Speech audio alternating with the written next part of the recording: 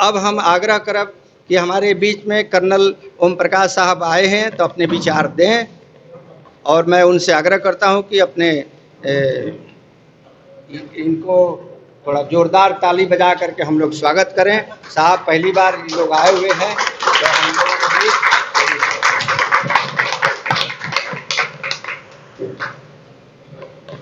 उपस्थित माननीय संघ के महत्वपूर्ण व्यक्ति और अब आप सब बहादुर वेटरन्स, मुझे वेटरन बने सिर्फ अभी 1 साल हुआ है और उसके पहले मैं दानापुर में था और वहाँ मैं एएजी था ए ब्रांच में, और जीओसी का स्टाफ ऑफिसर का ड्यूटी भी किया मैंने 2 जीओसी का। तो उस दौरान जो हमारी चर्चा चलती थी अन्य बिहार के रहने वाले अधिकारियों के साथ, तो कोई भी तैयार नहीं था कि बिहार में आके सेटल करना है, और मुझे भी प्रोत्साहित किया जा रहा था कि आप पुणे या दिल्ली में सेटल हों। लेकिन मैंने बोला अगर हम लोग अपना राज्य छोड़ देंगे तो फिर हमारे राज्य का विकास कैसे होगा। तो वो करके मैंने निर्णय लिया कि मैं बिहार में ही सेटल हूँगा, और पटना को फिर मैंने अपना, तो जब मैं पोस्टेड था यहाँ पे और दानापुर कैंट से अपने घर आरपीएस मोड़ आता था, तो बीच में रोड डिवाइडर पे कोई वृक्ष नहीं होता था, कोई पौधा नहीं था, सरकार ने कुछ किया नहीं था। तो हम लोग सब बोलते हैं कुछ कुछ करना चाहिए सरकार ने, लेकिन हम लोग कुछ नहीं करते हैं। तो फिर मैंने अपने पौधे से जो आम इलाका है, शहरी इलाका है, वहाँ मैंने सगुना मोड़ से आरपीएस मोड़ तक पूरा मैंने वृक्षारोपण कराया था, और अपने पैसे से मैं पानी डलवाता था और वो करता था। लेकिन बाद में सरकार ने वो ले लिया, और अब तो वहाँ बहुत खूबसूरत वहाँ पे पेड़ लगे हुए हैं जो आपने देखा होगा, लेकिन 2018 में वहाँ नहीं था। और जो आप कनेर के पौधे देखे होंगे 51 मैंने लगवाए थे। और मैंने 3 मेन काम कराया वहाँ पे, या जो काम करवाने में मेरा बहुत बड़ा योगदान रहा, क्योंकि मैं जीओसी का स्टाफ ऑफिसर था। पहला जो था जिला सैनिक कल्याण अधिकारी, जो बिहार में होते थे वो सब प्रशासनिक अधिकारी होते थे बिहार गवर्नमेंट के, ex serviceman retired army defence officers नहीं होते थे।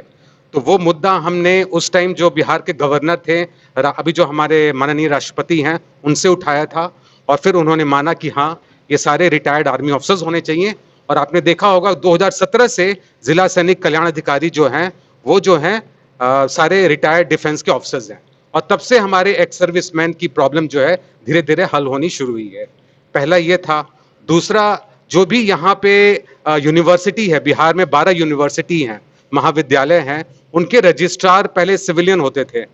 तो वो केस हमने सत्यपाल मलिक, जो यहाँ के गवर्नर थे, जो बाद में गवर्नर बने जम्मू और कश्मीर के, उनसे हमने उठाया, और उन्होंने बोला जितने भी बिहार में 12 महाविद्यालय हैं उनके रजिस्ट्रार जो है वो रिटायर्ड डिफेंस के ऑफिसर्स होंगे, और वो भी शुरू हो गया। आपको पता होगा, और कर्नल नीरज जो थे वो भी बीएन मंडल यूनिवर्सिटी के रजिस्ट्रार रह चुके हैं, तो वो शुरू कराया। और तीसरा जो मैंने कराया, हमारी हर साल गवर्नर के साथ साल में 2 बार मीटिंग होती है, जहां एक्स सर्विसमैन की समस्याएं सुनी जाती हैं, जिसमें जीओसी सबेरिया खुद जाते हैं। तो मैं उसमें गया और जीओसी के मैंने बोला कि जितने भी हमारे कल्याण वाली योजनाएं हैं विधवाओं के लिए, एक्स सर्विसमैन के लिए, उन सबको डबल करना चाहिए। और रामनाथ कोविंद जी उस टाइम गवर्नर थे और वो मान गए। उनके प्रिंसिपल सेक्रेटरी थे अमीर सुबहानी, और सारी जितनी भी सुविधाएं जो हमारी विधवाओं को मिलते थे सब डबल कर दिया गया है। जैसे कि विधवा की बेटी की शादी में 25,000 मिलता था, वो बढ़ा करके अभी 1,25,000 कर दिया गया है। इस तरह के मुझे याद नहीं है, कई योजनाएं थी जिसको सबको डबल कराया गया था। ये 3 काम जो थे मुख्य मैंने करवाए थे। और अभी मेरी सिक्योरिटी एजेंसी है, मेरा ऑफिस आरपीएस मोड़ पे है, मेन बेली रोड के सर्विस रोड के ऊपर ही है। तो मेरे पास अभी सिक्योरिटी एजेंसी का चार्ज मिला है एनटीपीसी नबीनगर और पावर ग्रिड बोधगया, जहां 120 एक्स सर्विसमैन को मैंने नौकरी नहीं दे रहा है, मैं उनकी सेवा कर रहा हूं। और जब मैंने ये उठाया तो एनटीपीसी नबीनगर पे, इसको मीडिया में मत डालिएगा तो मेरे ऊपर एनटीपीसी नबीनगर की तरफ से दबाव आया कि एक वहां पे सिविलियन था जो आर्मी ऑफिसर का फील्ड ऑफिसर बन जाता था और पूरा वही चलाता था। और वो हमारे एक्स सर्विसमैन का शोषण करता था। उनको टाइम पे तनख्वाह नहीं देना, सैलरी नहीं देना, और उनको जो एक्स्ट्रा ड्यूटी का पैसा मिलता था वो पैसा ना देना, और उनको घर के नजदीक, जैसे कि डेहरी ऑन सोन जो बांध के ऊपर भी है पोस्ट, बोलना कि तुम डेहरी के रहने वाले हो तो तुम यहीं पे हो तो तुम 2,000 रुपये हर महीने हमको दो, वैसे करता था। तो आप सोचो 70 गार्ड से हमारे वो 2,000 रुपया लेता था, यानी कि 1,40,000 रुपया वो हर महीने लेता था, और कुछ पैसे वो एनटीपीसी के अधिकारियों को खिलाता था, और इस तरीके से हमारे जवानों का शोषण हो रहा था। तो जब मैंने 8 मई से जब मेरा गार्ड इस साल शुरू होने को लगा, तो मेरे ऊपर एनटीपीसी का दबाव आने लगा कि आप महेंद्र कुमार सिंह को रख लो। उस व्यक्ति का नाम भी है, औरंगाबाद का रहने वाला है, महेंद्र कुमार सिंह को रख लो। मैंने बोला मैं अपने रिटायर्ड एक एक्स सर्विसमैन को रखूंगा, मैं एक सिविलियन को क्यों रखूं? तो बहुत प्रेशर आया, मैं माना नहीं। उसके बाद क्या किया, 8 मई को मेरा गार्ड शुरू हुआ, और उन्होंने 7 जून को मुझे एक ईमेल भेजा कि फलाना जगह पे चोरी हो गई है और आपको 6 लाख का आपको भरपाई देना है। मैं समझ गया ये मेरे ऊपर दबाव है कि मैं महेंद्र को वापस रख लूं, क्योंकि मैंने एक वेटरन बिहार रेजिमेंट सेंटर के रिटायर्ड सूबेदार उपेंद्र कुमार शर्मा है, उनको अपना फील्ड ऑफिसर रखा हुआ है। तो मेरे पर दबाव था कि उसको चेंज करके उस सिविलियन को रखा जाए। मैं समझ गया, ये 7 मई को आया मेरे पास ईमेल, 8 मई में रुका, 9 मई को मैं औरंगाबाद गया, और वहाँ के जो एमपी है सुशील कुमार सिंह, आप लोग जानते होंगे, वो मेरे जो दोस्त है विकास विद्यालय रांची के, उनके बड़े भाई हैं, उनसे मिला और बताया। उन्होंने तुरंत उसको फोन किया, एचआरडी जो वहाँ के सीईओ हैं, और उसके बाद से पूरा मामला खत्म हो गया, ना 6 लाख रुपया लिया किया। और आज मेरे सिक्योरिटी गार्ड्स जो हैं उनको 2 तारीख को सबको पेमेंट हो जाता है, जबकि पहले 15 और 16 तारीख को पेमेंट होता था। और वो मैंने उनको अच्छा ड्रेस दिया है, रेनकोट दिया है, उनको छाता दिया है, और हर तरह का उनको मैं फैसिलिटी दे रहा हूँ, और मैं देता रहूँगा। ये मेरी छोटी सी सेवा है अपने एक्स सर्विसमैन के लिए। अभी जो मेरे पास जो काम करने के लिए भविष्य में है, क्योंकि मुझे 1 साल रिटायर होने को हुआ है, सिर्फ 2 मुद्दे को लेके मैं चलूंगा, वो करूंगा। और वो एक है जो ईसीएचएस पॉलीक्लिनिक दानापुर है, उसको मैं पारस हॉस्पिटल जैसा बनाऊंगा। और दूसरा, एक अश्योर्ड डिसेंट लास्ट राइट है। कोई भी रिटायर्ड एक्स सर्विसमैन का देहांत हो जाता है तो उसको श्रद्धा सुमन देने के लिए जो हमारे सर्विंग हैं वो जरूर आने चाहिए। वो आर्मी हेडक्वार्टर का लेटर है, लेकिन बिहार में वो नहीं हो रहा है। जब मैं एडम कमांडेंट उत्तराखंड में हल्द्वानी में था तो वहाँ ये चीज़ लागू था, और मैं एज एन एडम कमांडेंट मैं लोकल यूनिट को ऑर्डर देता था, और एक जेसीओ 2 जवान जाते थे और अपना राष्ट्रीय ध्वज उस रिटायर्ड वेटरन के शरीर पर डालते थे, और 3 रीद रखते थे, एक चीफ ऑफ आर्मी स्टाफ की तरफ से, एक आर्मी कमांडर की तरफ से, और स्टेशन कमांडर की तरफ से। और अगर वो विधवा बोलती थी कि मुझे गाड़ी की जरूरत है तो वो उसको गाड़ी भी दिया जाता था। और अगर वो दाह संस्कार नहीं करा सकती उस एक्स सर्विसमैन का, तो वो स्टेशन हेडक्वार्टर का जिम्मेवारी है उसको जवान भेज करके, जेसीओज ऑफिसर्स को भेज करके, और उसका दाह संस्कार कराना। लेकिन बिहार में ये नहीं है, और ये हम सबको, हमारा अधिकार है अश्योर्ड डिसेंट लास्ट राइट लेने का। तो कोई भी एक्स सर्विसमैन किसी भी कोने में बिहार में उसका देहांत होता है तो ये आना चाहिए उसके पास, एक जेसीओ 2 जवान आने चाहिए, 3 रीद आना चाहिए, और राष्ट्रीय ध्वज जरूर आना चाहिए। ये काम भी मैं कराऊंगा। तो मेरे पास सिर्फ 2 काम अभी मैंने मान के रखे हैं, एक ईसीएचएस पॉलीक्लिनिक दानापुर को बहुत अच्छा करना कॉर्पोरेट हॉस्पिटल की तरह, और एडीएलआरएस जो है उसको हमारा हक दिलाने का। उसके अलावा आरपीएस मोड़ पे जहां मेरा ऑफिस है केवी कॉम्प्लेक्स, वो दानापुर कैंट से मात्र 5 घंटे की दूरी पे है। और जो जहां पे मेरा ऑफिस है वो एक एक्स सर्विसमैन नेवी के एक रिटायर्ड हैं, उनके बेटे का है, अरविंद कुमार नाम है उनका। तो उनका अभी 5th फ्लोर पे गेस्ट रूम बन रहा है। तो आप में से जो भी रोहतास और Sasaram district ex serviceman Patna किसी काम से आते हैं तो उस गेस्ट रूम में 2 दिन तक रहने के लिए आपका फ्री बंदोबस्त, अगर आप मेडिकल ट्रीटमेंट के लिए आ रहे हैं तो वो मेरी तरफ से रहेगा, मेरी सिक्योरिटी कंपनी की तरफ से रहेगा। जय हिंद। जिनको पूरी जानकारी यानी कि अनुभवहीन हो, वो आपसे उनसे बातें करके जीत तो जाते हैं, लेकिन काम करने के लिए उनकी नीयत नहीं रहती। इस पद को प्राप्त करने के लिए उनकी एक ही चाहत है कि वो चाहते हैं कि मुझे 5 साल की नौकरी मिल जाए, वो नौकरी समझते। लेकिन मैं जहाँ तक समझता हूँ कि हमारे बीच जो सेना सेवा से जो निवृत्त सैनिक लोग हैं वो उनसे बेहतर काम कर सकते हैं देहात में या शहर में। एक टेन्योर यानी कि 5 साल के अंदर लगभग 5 से 7 करोड़ रुपया जो है एक पंचायत में आता है। हम लोगों को कभी मीटिंग में मुखिया द्वारा या पंचायत के सदस्यों के द्वारा इनवाइट नहीं किया जाता है कि आज पंचायत की बैठक हो रही है जिसमें कितना रुपया आया और कितना गया, या और गया तो कहाँ गया, इसका कोई सूचना हमें नहीं दी जाती है। जबकि उस पैसे में हमारे हर पंचायत के हर व्यक्ति का उसमें हिस्सेदारी है। वो आपके नाम पर भी वो कर्ज लिया जाता है। अगर सरकार कर्ज कहीं से लेती है तो आपके नाम पर भी लेती है। ऐसा नहीं है कि वो पैसा आपका नहीं है। काम हो रहा है, अच्छा काम नहीं हो रहा है तो उस बीच में हम लोग कहते हैं कि छोड़ो जाने दो, ये हमार का बिगड़ता है एक तरह से। ये शब्द छोड़ा जाए तो शब्द जौन था यही उसके लिए लाभदायक साबित होता है और हमारे लिए नुकसानदेह साबित होता है।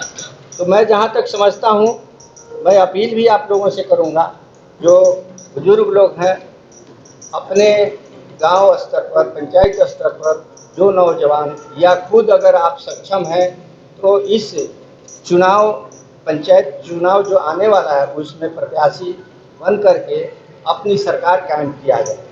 क्योंकि विधानसभा में हमारे पहुंचने की काफ़ी उम्मीद कम है। हो सकता है कि 2-4 आदमी पहुंच जाए क्योंकि उसके पास पैसे भी हैं, लेकिन हमारे लोगों के पास इतना पैसा नहीं है जिसके चलते हम पंचायत की विधानसभा और विधान परिषद में जा सके। लेकिन पंचायत स्तर की जो सरकार है ग्रामीण स्तर पर, इसमें आपको पहुंचना आसान है। मैं मानता हूं कि काफ़ी लोग इसमें खर्चा कर रहा है, लेकिन हमारे वर्दीधारी प्लस जो भी सिविल से जो नौकरी करके सेवानिवृत्त हुए हैं या जो नौकरी कर रहे हैं उनसे संपर्क साधा जाए, चाहे वो खाकी वर्दी हो, चाहे ग्रीन का हो या कोई और वर्दी हो, चाहे BSF हो, CSF हो, CISF हो या जो भी इससे रिलेटेड है, इन लोगों से भी संपर्क साधा जाए। वो हमारे ही भाई हैं। क्योंकि चुनाव लड़ना है और चुनाव में हमें जीत हासिल करना है तो सभी को हाथ जोड़ना ही पड़ेगा और हाथ जोड़ करके उस पंचायत का क्याकल्प जो है सिर्फ आप ही बदल सकते हैं। इसके उदाहरण हैं करहगर पंचायत के सूबेदार राम नारायण सिंह हैं, उनको भी इनवाइट किया गया था आने के लिए, अभी तक तो नहीं आए हैं, जो 2 टर्म रहे। और दावत पंचायत के रामाशंकर सिंह यादव जी हैं जो हवलदार से रिटायर होकर के उन्होंने 3 बार, 2 बार मुखिया, 1 बार पंचायत समिति चुनाव में जीते हैं और अभी भी शायद हैं। तो उनको भी बुलाया गया था। तो उनका आज धान का रोपनी चल रहा है और उनका फ़ोन नंबर कल ही मिला शाम को हमको, लेकिन बोले कि हम आएंगे, लेकिन फिर आज हमने कंफर्म किया तो उन्होंने कहा कि नहीं आज हम नहीं आ पाए। तो धान की रोपनी हमने यहाँ तक भी कहा कि आज 1 घंटा का आपका मिस भी होता है। अगर धान रोपनी वाला जो मजदूर जो लगे हुए हैं थोड़ा कम भी काम करेंगे, लेकिन ये मीटिंग जो है आपके लिए बहुत इम्पोर्टेंट है और आपको हम लोग एग्जाम्पल के तौर पर बुला रहे हैं इसमें, क्योंकि ये भी मीटिंग बार बार नहीं होता है। कभी कभी संजोग से जुटता है समय तो आता है मीटिंग और ये मीटिंग होता है। लेकिन उन्होंने कहा कि 20 को मजदूर लगोले बनी, तो 20 को मजदूर इन्हें उन्हें भाग दिए, सब काम ना करें, सब तो ठीक है भाई, तो आप करते रहिए। लेकिन हमारे बीच से ये 2 आदमी रोहतास जिला के ही हैं और दोनों मुखिया बन करके हमारे बीच उपस्थित हैं। और रामाशंकर सिंह ने एक बार कहा वीडियो को कि देखिए हम पैसा नहीं लेंगे, जो आप कमीशन की जो बात कर रहे हैं हम कमीशन नहीं लेंगे, जितना पैसा है आप खड़ा होकर के काम करवाइए। तो हमारे लोग इतने ईमानदार हैं, हो सकता है कि 2, 4, 10, 15 यानी कि 10% हमारे में 5% लोग बेईमान हो सकते हैं, लेकिन कोई उसका फर्क नहीं पड़ता है। अब परसों एक मेजर साहब से बात हुआ, मेजर आतिश सिंह है, भोजपुर जिला में रहते हैं, तो उनसे बात हमने किया तो वो कहते रहे कि का कहीं हो तो सैफ में हमारा आदमी बोले तो सब भ्रष्टाचार में संलिप्त हो गए। तो अब रहल बात हम कहीं जब तक दूसर केहू लूटा था तो ठीक बा, और हमारा अगर आदमी लूटी है तो वो ठीक ही नहीं है। तो इस चीज के भावना के करी के हमने के तोप दिया कि अगर हमारा आदमी कितनों भी लूटी तो उनकनी से बेहतर ही काम हो, इतना तो ग्राउंड पर जरूर हो। तो ये से हमारी प्रार्थना मान ली कि आप सिक्योरिटी के सर्विस खोजते हैं, और इसी बात पर हम एक और बता रहे हैं कि अगर सिक्योरिटी की नौकरी अगर किसी को चाहिए तो हमारे कर्नल साहब उसकी व्यवस्था कर चुके हैं। आप लोग संपर्क करिएगा, ओम प्रकाश साहब, तो इनसे संपर्क करिएगा तो उनको नौकरी मिल जाएगा। लेकिन बूढ़ा आदमी जो है अब नौकरी न करिए, क्योंकि आपको इतना पैसा मिलता है कि आप किसी के सामने गिड़गिड़ाने की जरूरत, हमको बड़ा दुख लगता है कोई आदमी वहाँ पर खड़ा होता है। तो जवान लोग हैं अपना ठीक है नौकरी करें, लेकिन यहाँ पर नौकरी आपको 20,000, 25,000 या 10,000, 15,000 का मिलता है कहीं भी, लेकिन 5 करोड़ जो आपको 5 साल में मिल रहा है वो बेहतर है कि ये बेहतर है। 1 करोड़ तो वार्ड सदस्य को मिलता है, जबकि 500 रुपये 500 उसकी संख्या वोटर, तो 500 वोटर में आप 100-150 अगर वोट इकट्ठा नहीं कर पाए हैं तो इसका मतलब ये कि आप रिटायर होकर के सिर्फ घर तक ही सीमित रहे, क्योंकि आपका रिटायरमेंट जो है पूरे उस पंचायत में आपको पहचान एक बनाना अपने पड़ता है। क्योंकि आप सेना में जो सेवा अवधि के दौरान जो गुणवत्ता आपने पाई है, हासिल की है, उसका लाभ कम से कम पंचायत में, अपने पंचायत में, अपने गांव में, अपने परिवार में दिया करिए, जिससे लोगों को लगे कि नहीं ये सूबेदार साहब कुछ जानते हैं और कुछ करते हैं, और ये जो कहेंगे वो सही कहेंगे, कहीं गलत नहीं कहेंगे। तो ये चीज़ें जो है मेरी यही प्रार्थना होगी कि अधिक से अधिक संख्या में आप लोग पंचायत प्रत्याशी के रूप में अपने को उम्मीदवार बनावें, और यहाँ एक कमेटी सेटअप कर दी जाएगी, जो कि आपके यहाँ हम लोगों की भी, हमारी भी जरूरत पड़ेगा, वकील साहब की जरूरत पड़ेगा, साहब लोग की जरूरत पड़ेगा। तो वहाँ पंचायत स्तर पर एक मीटिंग होगा, मीटिंग होने के बाद हम लोग कंपेनिंग करेंगे 2 दिन 3 दिन, जो इससे लोग चुनाव का कंपेनिंग करता है उस तरह से हम लोग चलेंगे, हाथ जोड़ेंगे लोगों को। हाथ तो एक ही बार न जोड़ना है 2 बार। तो ये चीज़वा हम लोगों को तो हम लोग ऐसे मारते हैं, लेकिन ऐसे अभी सिस्टम यहाँ आ गया है, तो इस सिस्टम को एडप्ट करना है, क्योंकि इसमें नम्रता है। इसमें तो थोड़ा टाइट होकर के होता है ना, तो कम से कम ये नम्रता का प्रतीक है, तो नम्रता से सब कुछ हासिल किया जा सकता है। तो मैं यही आग्रह करूँगा कि जिन जिन लोगों को पंचायत चुनाव में जो प्रत्याशी के रूप में मुखिया, सरपंच, पंचायत समिति, जिला परिषद, हाँ, लेकिन उस पंचायत से एक सर्विसमैन खड़ा हो, ताकि हम सबके लिए मतलब एक सुखद एहसास हो कि हमारा एक हमारा आदमी है भाई, इनको सबको आप नहीं के जिताइए। बाकी तो आप सिविल को देखिए रहे, तो कम से कम एक बार फौजी को तो मुखिया बना के देखिए।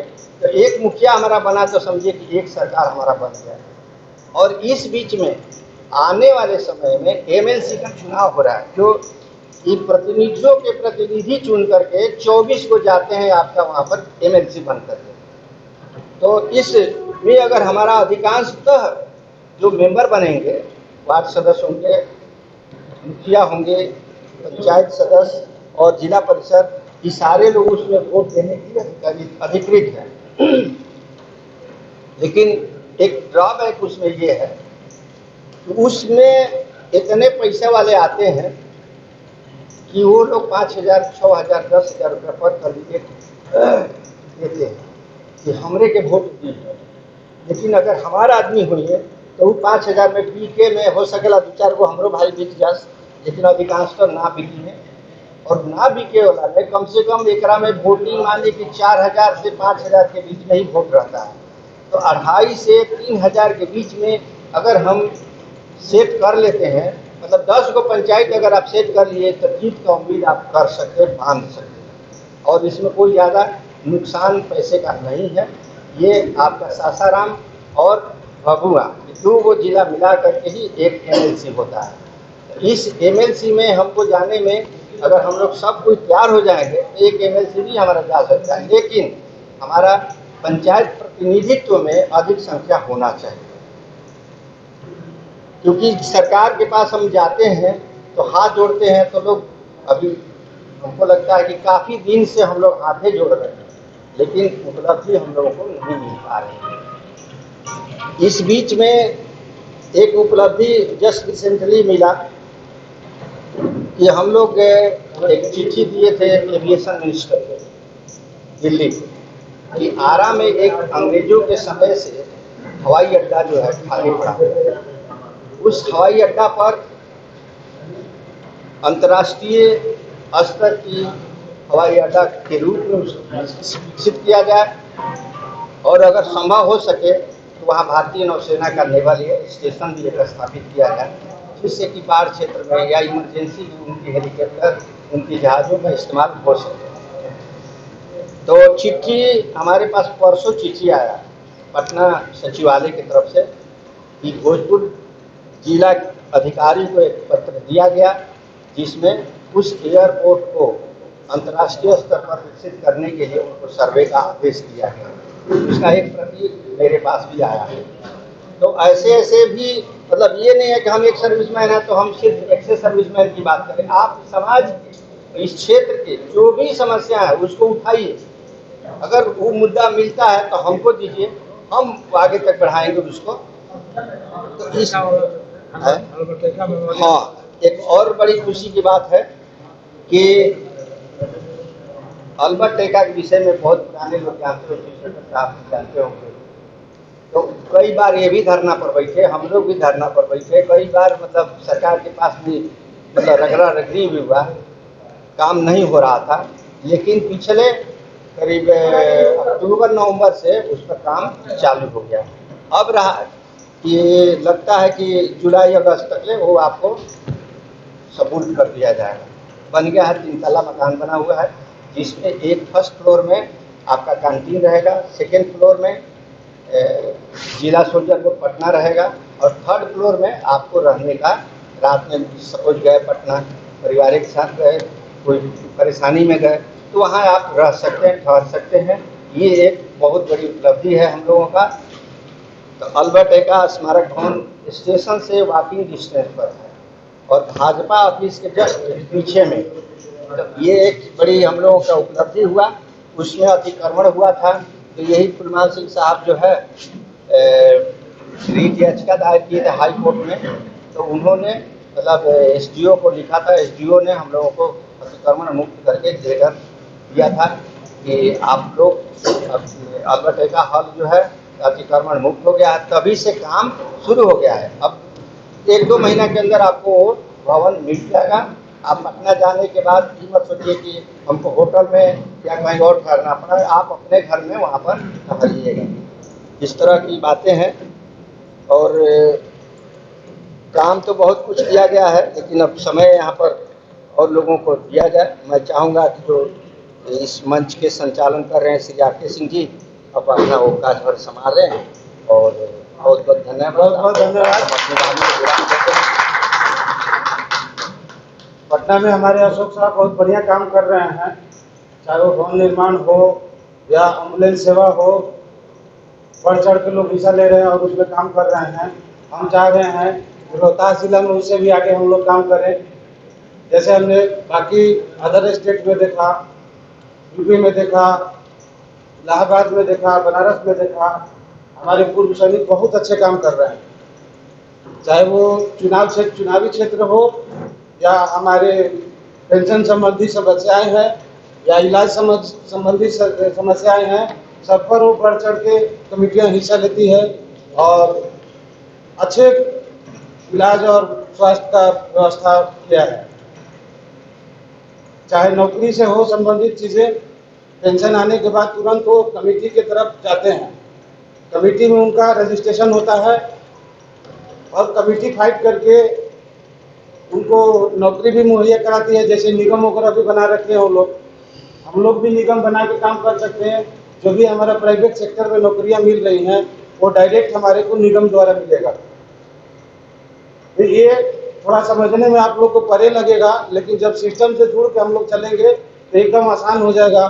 जो भी रिटायर्ड सैनिक आया, सोल्जर मोड पे रजिस्ट्रेशन कराया, उसके बाद हमारी जो कमेटियां हैं उसको एडॉप्ट कर लेगी। इस तरह से हम लोग सभा इकट्ठा करके उसको स्वागत करेंगे, अपने परिवार में उसको मिलाएंगे, अच्छा लगेगा। जो भी रिटायर आया, जैसे हरियाणा वगैरह में करते हैं, पेंशन एक आता है तो उसको कितना धूमधाम से स्वागत करता है, कमेटियां स्वागत करती है। हम लोग चुपचाप बैठे हैं, बगल वाले भी उसको हाल चाल नहीं पूछ पाता। इतना हम लोग दूर हो जाते हैं रिटायर होने के बाद, बड़ी दुख लगता है। और मुझे हर्ष हो रहा है कि हम लोग अब इकट्ठे हो रहे हैं तो एक ऐसा लेवल बनाए, एक ऐसी संस्था बनाए कि आने वाले जो लोग हैं, हमारा आने वाला कल है, आने वाले हमारे बच्चे अब सेना से आएंगे। आप लोग पुराने हो गए, आपके बच्चे भी सेना में गए हैं, वो रिटायर हैं, तो उनको ये दिन देखना ना पड़े। अगर आज हम तैयार नहीं होते हैं, आज हम एक्टिव नहीं होते हैं, तो हम धोखा दे रहे हैं अपने आप को, और दोषी हैं हम लोग दोषी हैं। एक दूसरे पर डाल के हम बचते हैं कि हम क्या करें यार, ऊपर नहीं कर रहा, कोई कुछ कर नहीं रहा है, कोई मीटिंग में जाता नहीं है। एक दूसरे पर अपना दोष, अपनी कमी दूसरे पर थोप देते हैं। हम सब आदमी जितने रिटायर हैं सब जवाबदार हैं, इसके हकदार हैं कि मीटिंग को और संस्था को डेवलप करें। हम सबकी जवाबदारी बनती है, इसलिए हम दूसरे को दोष न दें, खुद पर जवाबदारी लेके हम इस काम के लिए क्या कर रहे हैं, बेहतर स्वास्थ्य के लिए हम क्या कर रहे हैं, बेहतर रोजगार के लिए हम क्या कर रहे हैं, बेहतर संगठन के लिए हम क्या कर रहे हैं। हम केवल दोष देने में फंसे हैं या कुछ करने में भी लगे हैं।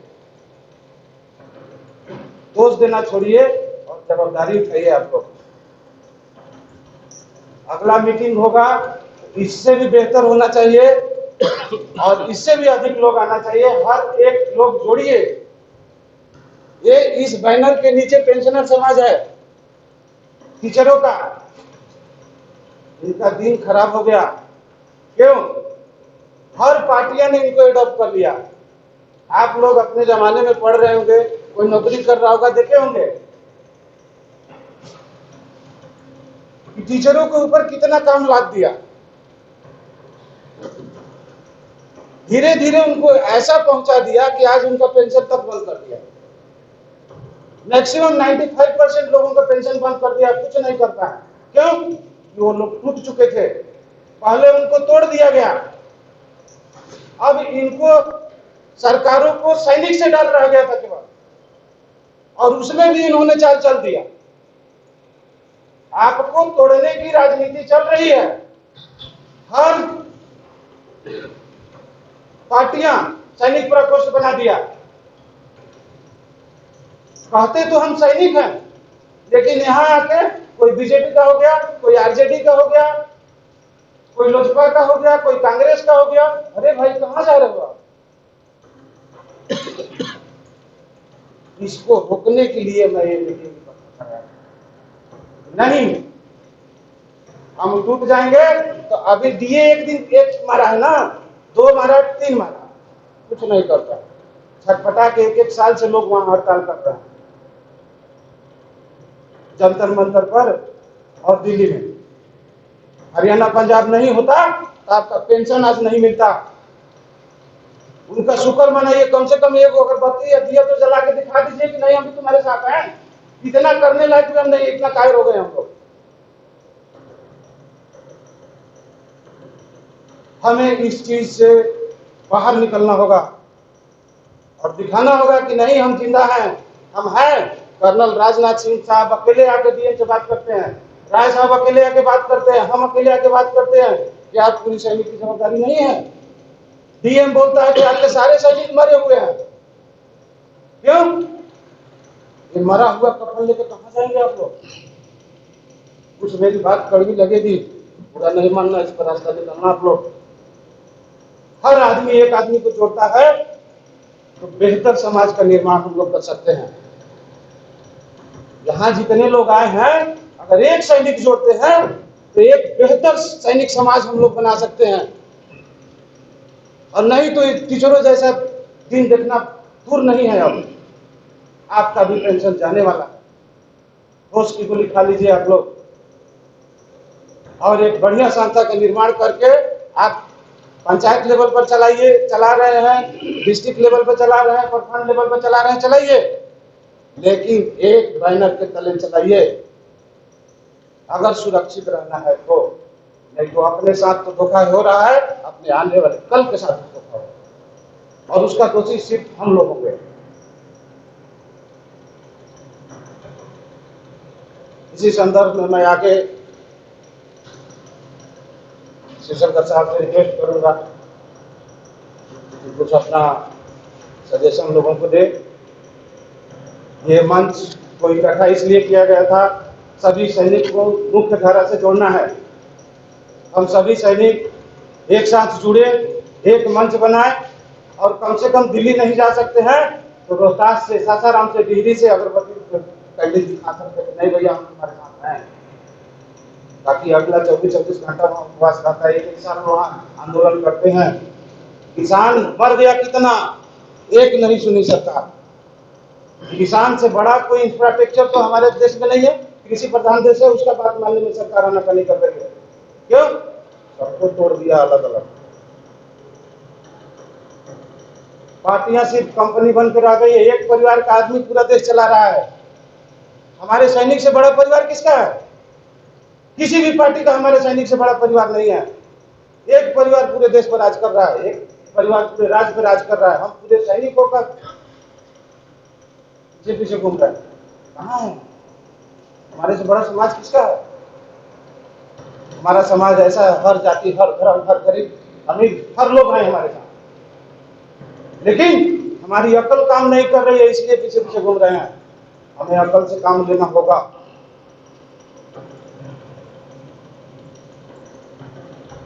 हर फैसिलिटी होगा। हमारे सैनिकों की संख्या कम नहीं है, 50% तो बाहर चले गए कमाने, 25% लोग हमारे बाहर से हो जाते हैं। क्यों? हमारी ये दुर्दशा देख के हम वैसा सिस्टम हेल्प नहीं कर रहे हैं। हम इलाहाबाद में बसना पसंद करते हैं, दिल्ली में बसना पसंद करते हैं, दिल्ली वाले मेहनत किए हैं इसलिए कर रहे हैं। आज हम लोग मेहनत करेंगे तो सारे लोग रिटायर होकर यहाँ आएंगे और रहने की कोशिश करेंगे, लेकिन बेहतर सुरक्षा, सुविधा, स्वास्थ्य नहीं होने के चलते वो लोग बोलते हैं कि कैंटीन एरिया में रहेंगे, डिफेंस एरिया में रहेंगे, दिल्ली में रहेंगे, वहाँ बढ़िया कमेटियां चलती है, आते ही तुरंत नौकरी मिल जाता है। यहाँ भी मिलेगा, चाहे वो नगर पालिका हो, चाहे बैंकिंग सेक्टर हो, चाहे स्वास्थ्य सेक्टर हो, चाहे एग्रीकल्चर सेक्टर हो, हर सेक्टर में आपको नौकरी मिलेगा, लेकिन उसके लिए हमें निगम बनाना होगा। हमारे बीच में अभी कर्नल ओम प्रकाश साहब भी आ गए हैं, राजनाथ साहब हैं, नीरज साहब हैं, संजय साहब हैं, सब कर्नल पोस्ट से रिटायर है। कर्नल साहब यहाँ के हैं तो अपना पटना हाई कोर्ट में वकील हैं। सैनिक भी अच्छे अच्छे पोस्ट पर जाके काम कर रहे हैं। हमने भी आके अच्छा रोजगार देने का काम किया। अरे कम से कम 7 लोग खड़ा हुई है आप लोग, करने के लिए लोग हैं, साथ में आप लोग नहीं कर रहे। आज मीटिंग पूरा जोर शोर का था, फिर भी काफी लोग आए हैं। अब सबका आभार व्यक्त करता हूं कि आप लोग समय दिए और जगिए थोड़ा सा। शिवशंकर साहब से आग्रह करूंगा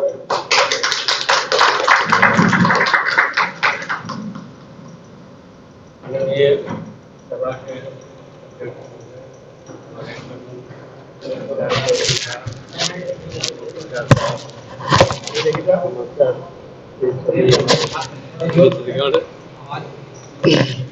तथा हमारे तमाम बुजुर्ग साथी, पूर्व सैनिक, आज मुझे बहुत खुशी हुई कि हम इस सभागार में एकत्रित हुए हैं और हमारे जो भी वक्ता आपके सामने रखे उसका मैं जैसे आर.के. सिंह साहब ने जो बात रखा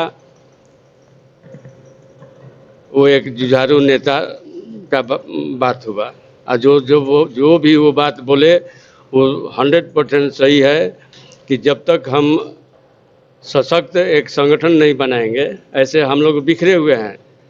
कहीं पटना में कुछ लोग बैठे हैं, कुछ हमारे विक्रमगंज में ही 2 जगह लोग बैठते हैं। विक्रमगंज का या भोजपुर का ये अवकाश प्राप्त सैनिक संघ का एक मैं जन्मदाता हूँ।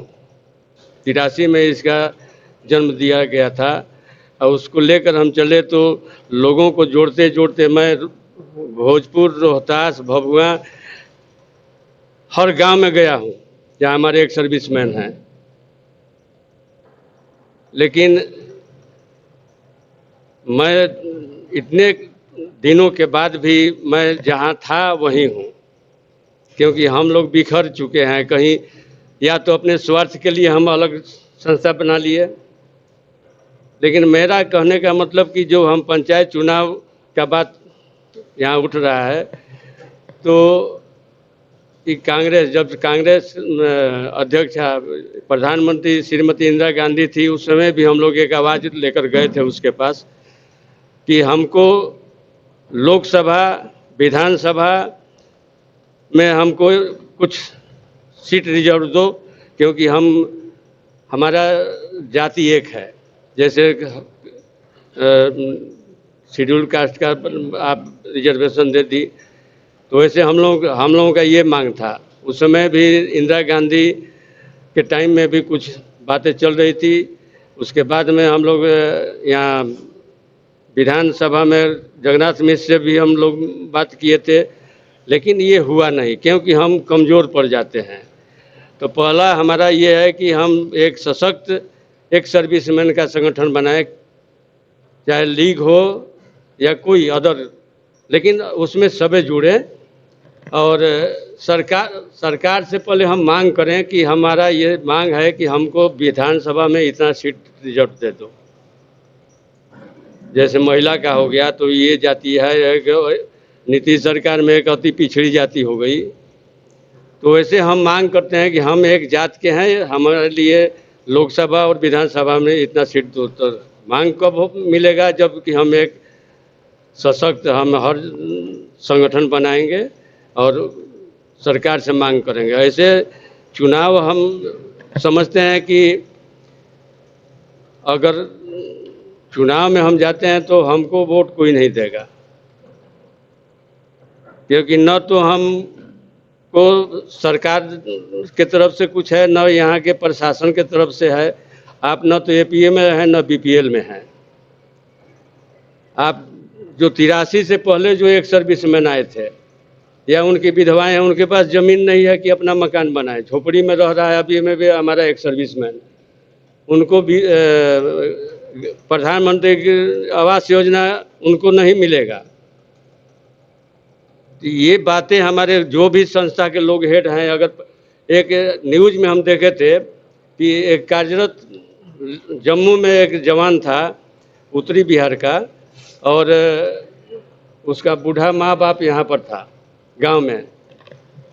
उस गांव के लोग उसका पता नहीं मकान का एक एक ईंट, लकड़ फकड़ सब लेकर भाग चला गया।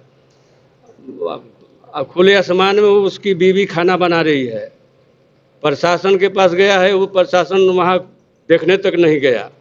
क्या हमारे पटना में जो बैठे हैं कि एक सर्विसमैन के हम नुमाइंदा हैं या हम लोग हैं, उस न्यूज़ को देखे होंगे, लेकिन उनका कर्तव्य बनता था कि वहाँ जाए, या लोकल में वहाँ एक सर्विसमैन होंगे। क्या एक सर्विसमैन गए थे वहाँ समाचार लेने के लिए?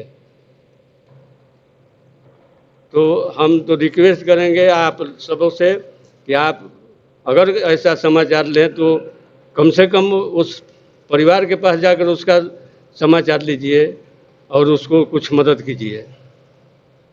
तो हम इन सब बातों के साथ अपना वाणी, अगर गलती कुछ कहा है उसको माफ़ कीजिएगा। धन्यवाद।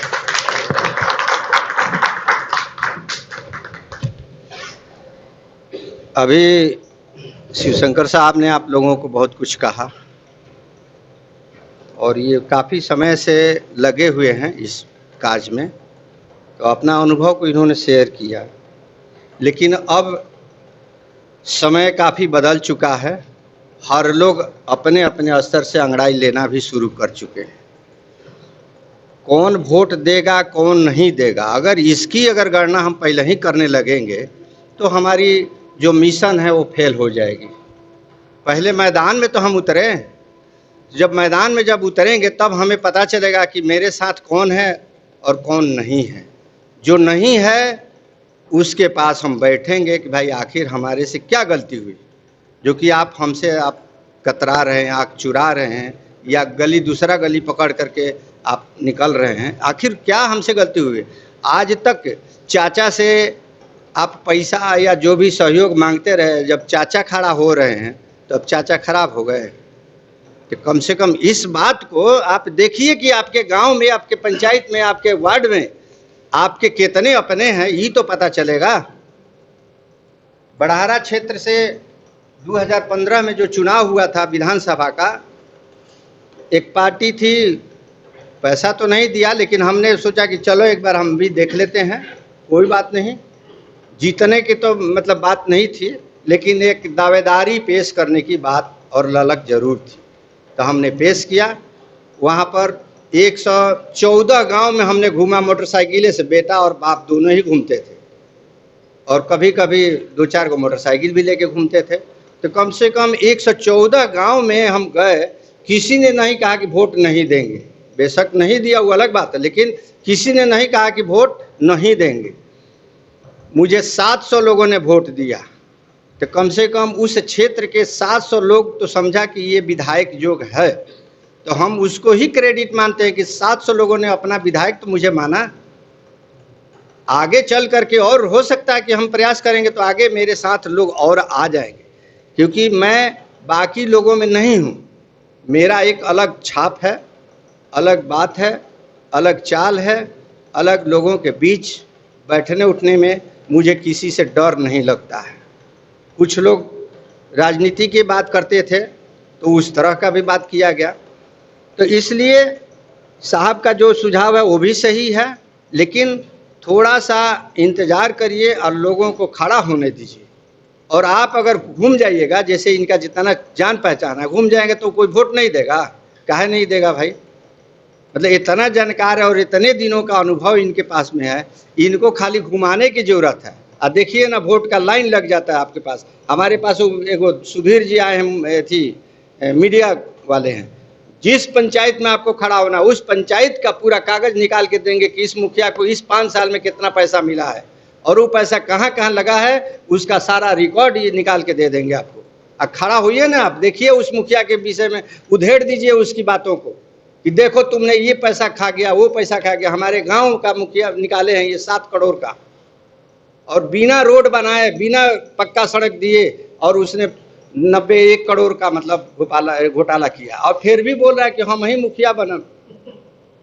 तो हमने सोचा है कि जा करके हम एक मीटिंग अभी करते हैं अपने गांव में, अब बताएंगे देखिए आपके मुखिया का ये चरित्र है। अब इसको 7 करोड़ खाने वाला को अगर 7 करोड़ एक पंचायत में अगर पैसा मिल जाता है तो पंचायत स्वर्ग बनने से कोई रोक सकता है उसको? तो ये सारा पैसा आपका है। वो गाड़ी चक्का पर चलने लगता है, स्कॉर्पियो पर घूमने लगता है, बड़का चाके सीकड़ लगा के हाथ में या गर्दन में चलता है पीला रंग का, तो वो कहाँ से आ गया? आज तक साला के साइकिल नहीं था और आज वो मतलब घूम रहा है इतना 4 चक्का पर, तो कहाँ से? आप ही का ना पैसा चोरी कर रहा है। आपका रोड नहीं बना रहा है, गली नहीं बना रहा है, आपके चंपाकल का पैसा है, पानी वाला जो भी लगा है इसमें कम पैसा ही लोग खाए हैं। 3 गो तो पानी वाला ऐसे हुआ था, हमने सरकार को चिट्ठी लिखा था, उनको धर पकड़ हुआ था, वो बनाया लोग। तो इसलिए हतोत्साहित नहीं होना है, आगे बढ़िए। जो लोग हैं वो आगे बढ़ें, और इसमें यहाँ नाम लिखवाएंगे कि कौन कौन पंचायत से मुखिया बनना चाहते हैं, उसमें हम लोग आवेंगे, घूमेंगे, कंपेनिंग करेंगे और जीतकर सुनिश्चित करना है कम से कम। और जो लोग मुखिया, सरपंच, पंचायत समिति के जो प्रतिनिधि अगर जीत के आ जाते हैं उनको पटना में सम्मानित किया जाएगा। ठीक है, धन्यवाद। बहुत बढ़िया। अभी हमारे रोहतास डिस्ट्रिक्ट में सोल्जर बोर्ड नहीं है, 2 बार पास हो चुका है और ये तीसरा बार आया है। आप लोग को बता दूं इस मीटिंग के माध्यम से, 2 बार आके वापस चला गया। एक बार कर्नल अशोक थे जहानाबाद के, उनको मिला था। दूसरा बार एक और कर्नल साहब थे, उनको मिला था। इस बार किसको मिला है साहब बताएंगे, प्रकाश डाला जाएगा। और काफ़ी विलम्ब हो रहा है। मैं तो आके बीच बीच में जोर मारते रहा, लेकिन साहब बोले रुक जाओ, अभी कोविड चल रहा है, जोश दिखाया जाएगा। कोशिश कर रहे हैं कि मुलायम से हो जाए, शांति से हो जाए, लेकिन अब तो लॉकडाउन भी खुल चुका है और 3 काम बहुत बेहतर है हमारे रोहतास डिस्ट्रिक्ट में। आप लोग को इस मीटिंग के माध्यम से अवगत करा दूं। सबसे पहले तो हमारा सोल्जर बोर्ड है और दूसरा है ECHS को और कुछ हॉस्पिटलों के साथ इनपैनल्ड करने का। नारायण मेडिकल में इनपैनल्ड हो चुका है, डेहरी में भी एक हॉस्पिटल खुला है बढ़िया, लगभग अब जहाँ पेड़ न रुक वहाँ ऋण प्रधान है, तो एक हॉस्पिटल डेहरी में भी खुला है। उसका नाम शायद मैं भूल रहा हूँ, वीरेंद्र सिंह का। तो साहब से आग्रह करेंगे कि उसको भी इनपैनल्ड में लें और उसको जो टिप्स है मीटिंग के माध्यम से, चाहे हम लोग कमेटी के सदस्य लोग और चलेंगे, उनको समझाएंगे कि वो भी हॉस्पिटल आ जाए। और इस टाइप का विक्रमगंज में भी हॉस्पिटल है एक, करुणा हॉस्पिटल, वो भी अच्छा इलाज करता है, उसके पास लगभग व्यवस्था अच्छा है। तो इनपैनल्ड में उसको भी जोड़ने का कोशिश किया जाएगा। दिनारा साइड, इस साइड में भी कोई या भभुआ वगैरह में कोई इस टाइप का हॉस्पिटल है,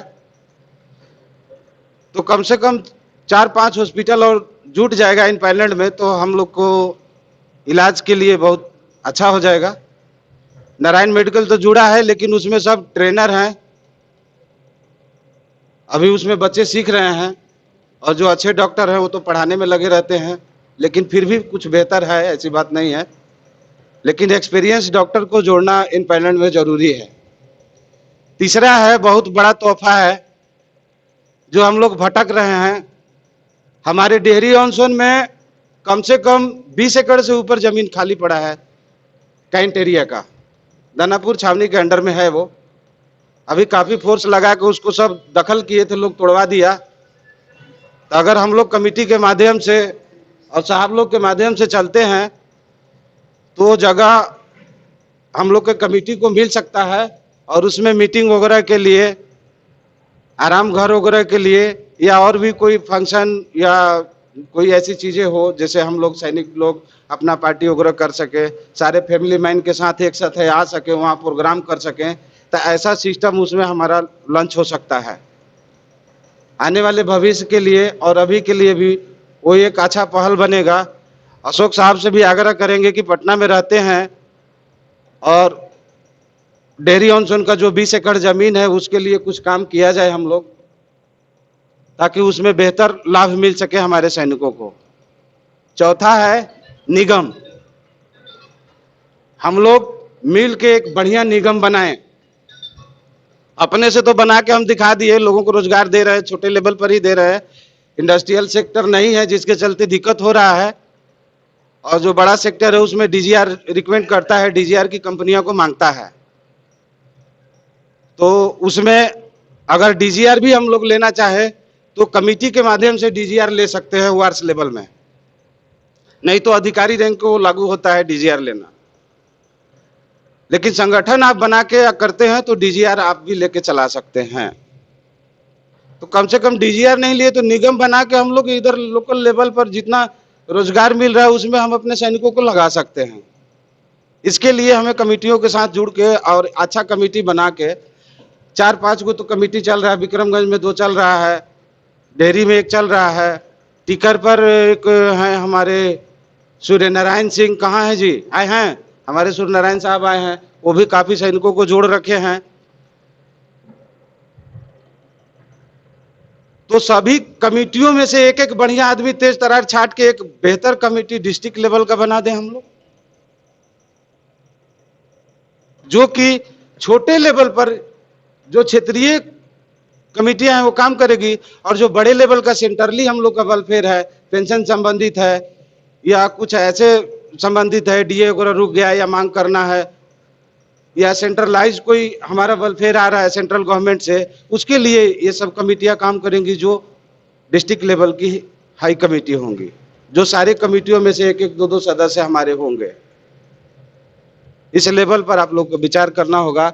इसी संदर्भ में हम आग्रह करेंगे कि हमारे अधिवक्ता फुलमान सिंह साहब कुछ आप लोग को चंद सेकंड में। आदरणीय चीफ गेस्ट, विभिन्न संगठनों के हमारे अध्यक्ष और मेरे पूर्व सैनिक भाइयों, जहाँ तक सोल्जर बोर्ड की सवाल है, अभी हमारे अध्यक्ष लोगों को ही पता नहीं कि सोल्जर बोर्ड कैसे आया। हमारे पिटिशनर जगन्नाथ जी बैठे हुए हैं, मुख्य न्यायाधीश में अभी 2 महीना पहले डिसीजन हुआ है। यहाँ सोल्जर बोर्ड अफिडेविट दिया डीएम ने कि मैंने पूरी तरह से चालू कर दिया है। हमारे ECHS के साहब जो हैं उपाध्यक्ष हैं, ये प्रोसेस अभी तक नहीं कर पाए डीएम से मिल करके कि क्यों नहीं काम हो रहा है। बोर्ड लग चुका है, मैं कंटेम्प्ट के लिए तैयार हूँ, कंटेम्प्ट फाइल होने जा रहा है। देखिएगा मैं डीएम की पेमेंट तक रुकवा दूंगा, मैं इतनी आप लोगों को गारंटी दे रहा हूँ।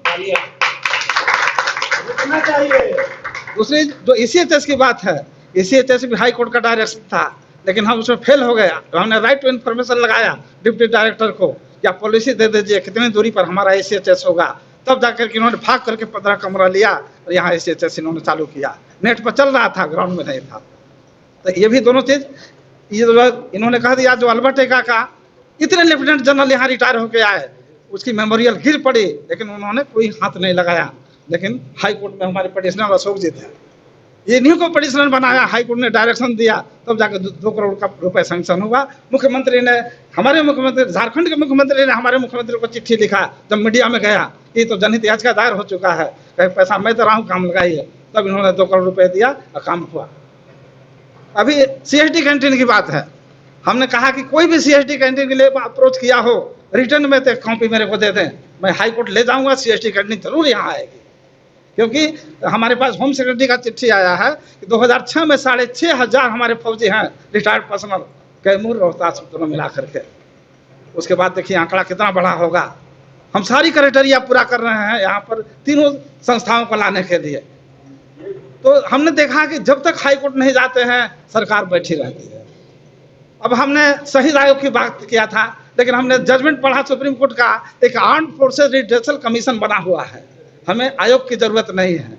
एक विधवा विडो जो गई थी मेजर साहब की, 4 लड़ाई लड़े हुए, उसकी कहानी यह है, तो उनका 80 रुपये पेमेंट फैमिली पेंशन मिल रहा था। चीफ जस्टिस ने कहा सोलिसिटर जनरल को, ये कौन है, इस विडो को कितना देते हो? तो साहब 80 रुपये इसरा फैमिली पेंशन है, 4 लड़ाई लड़े हुए शहीद की बीवी।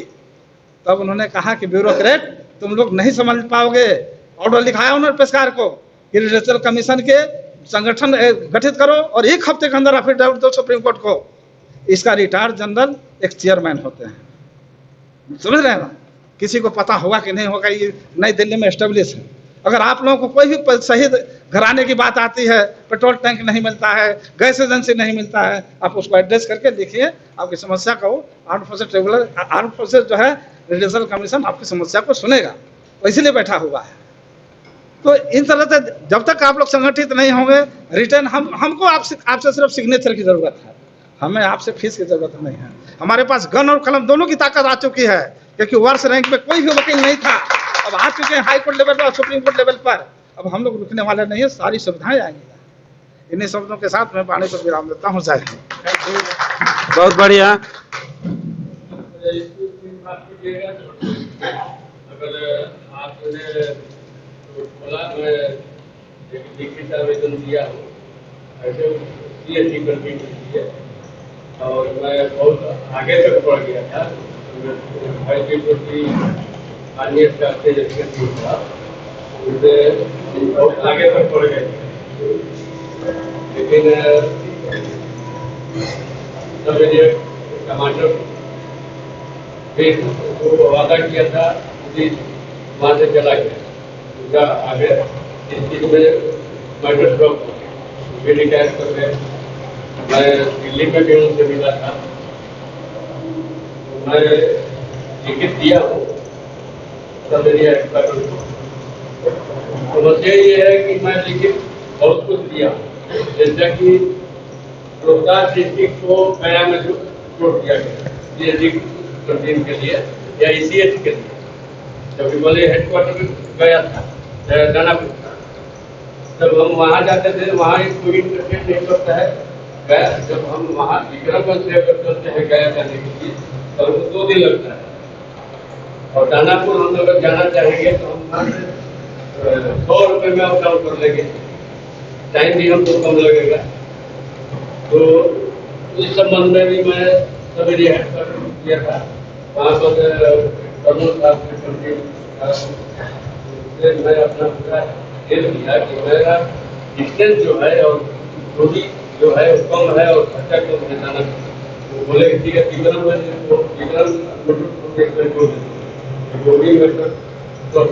मैं लिखित किया हूँ, मैं आपको दूंगा। हाँ कॉपी है।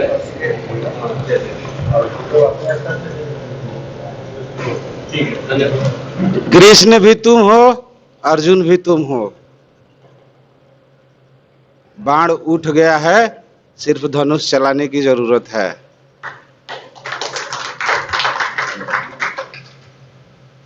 आपके बीच में ऐसे ऐसे लोग हैं जो बहुत कुछ करना चाह रहे हैं, लेकिन सभी समस्या एक जगह जाके टिक जा रही है कि आप लोग मीटिंग में भाग नहीं लेते हैं, आप लोग इकट्ठा नहीं हो पाते हैं। बंदूक मिल गया है और उसमें गोलियां नहीं डालेंगे तो कैसे होगा? कम से कम गोली का तो काम करना है ना। साइन तो आपकी जरूरत पड़ेगी। हमारे साथ भी ऐसी समस्या आती है तो हम तो 150 गार्डों का साइन करा के डाल देता हूं, लेकिन गलत है। उसमें आपकी राय होनी चाहिए, आपकी सिग्नेचर होनी चाहिए, आपकी उपस्थिति होनी चाहिए। हर बात आके वहीं टिक रही है, सब कोई वहीं जाके टिक जा रहा है कि हम लोग इकट्ठित नहीं हो पा रहे हैं। इस पर सब कोई विचार करे और हर लोग कम से कम 1 आदमी 5 आदमी को जोड़ सकता है। इस अभियान को हम लोग को चलाना होगा और एक बेहतर समाज निर्माण करना होगा पूर्व सैनिकों का, तभी जाके कुछ बेहतर हो सकता है। आगे मैं आप सभी सैनिकों से आग्रह करूंगा कि अगर किसी का कुछ पॉइंट है जो सबके भलाई हो सकता है, वो कोई बोलना चाहता है तो आप लोग सुझाव को दे सकते हैं।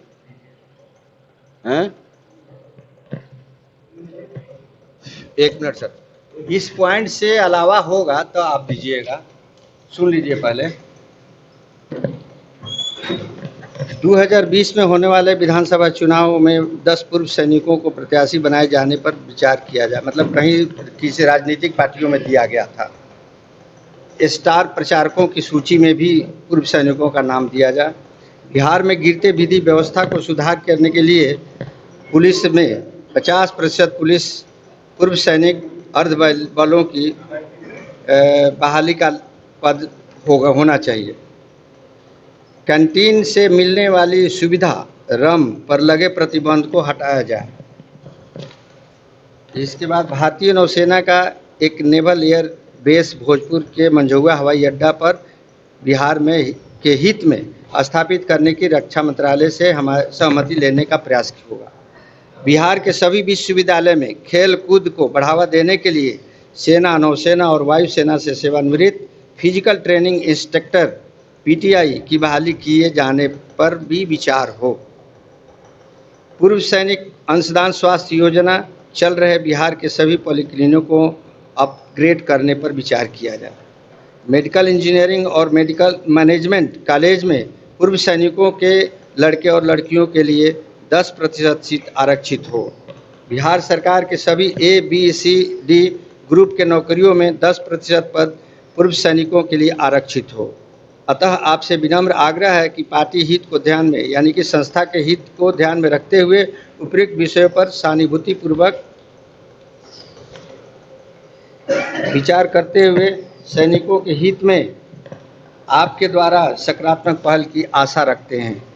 हम 1.5 लाख पूर्व सैनिक सेवानिवृत्त 1.5 लाख इंटू 5 7 करोड़ लगभग, मतलब हम लोग 7,50,000 सेवानिवृत्त प्लस कार्यरत सैनिक परिवार का बिहार में पूर्ण समर्थन मिलेगा। और किसी राजनीतिक पार्टी को दिया गया था, भारत में सैनिकों के प्रति परिवार में सहानुभूति की लहर दौड़ेगी, जिसकी क्रेडिट इसके अलावा आपके पास कोई अगर और, क्योंकि सरकार के पास, भाजपा के पास में भी, जदयू के पास में भी, राजद के पास में भी, जो भी मतलब पार्टी है जो अच्छा खासा अपने को कर रही है उसको दिया गया है। तो इन चीज़ों को दे दिया गया है। और इसमें एक चीज़ और जान लीजिए कि आपको इंजीनियरिंग कॉलेज में और पॉलिटेक्निक कॉलेज में बिहार का जो मान्यता प्राप्त है इंजीनियरिंग कॉलेज, और उसमें एक एक सीट आपके बच्चों के लिए आरक्षित किया गया। हालांकि अधिकांश लोगों को जानकारी नहीं है। 100 पर एक सीट, तो मतलब 100 अगर उसमें वैकेंसी है बच्चों का, तो उसमें एक सीट 99 के बाद 100वां जो है आपका है। हालांकि इसके लिए हम लोग 10% मांग किए हैं कि 10% मतलब हमारे लोगों को दिया जाए।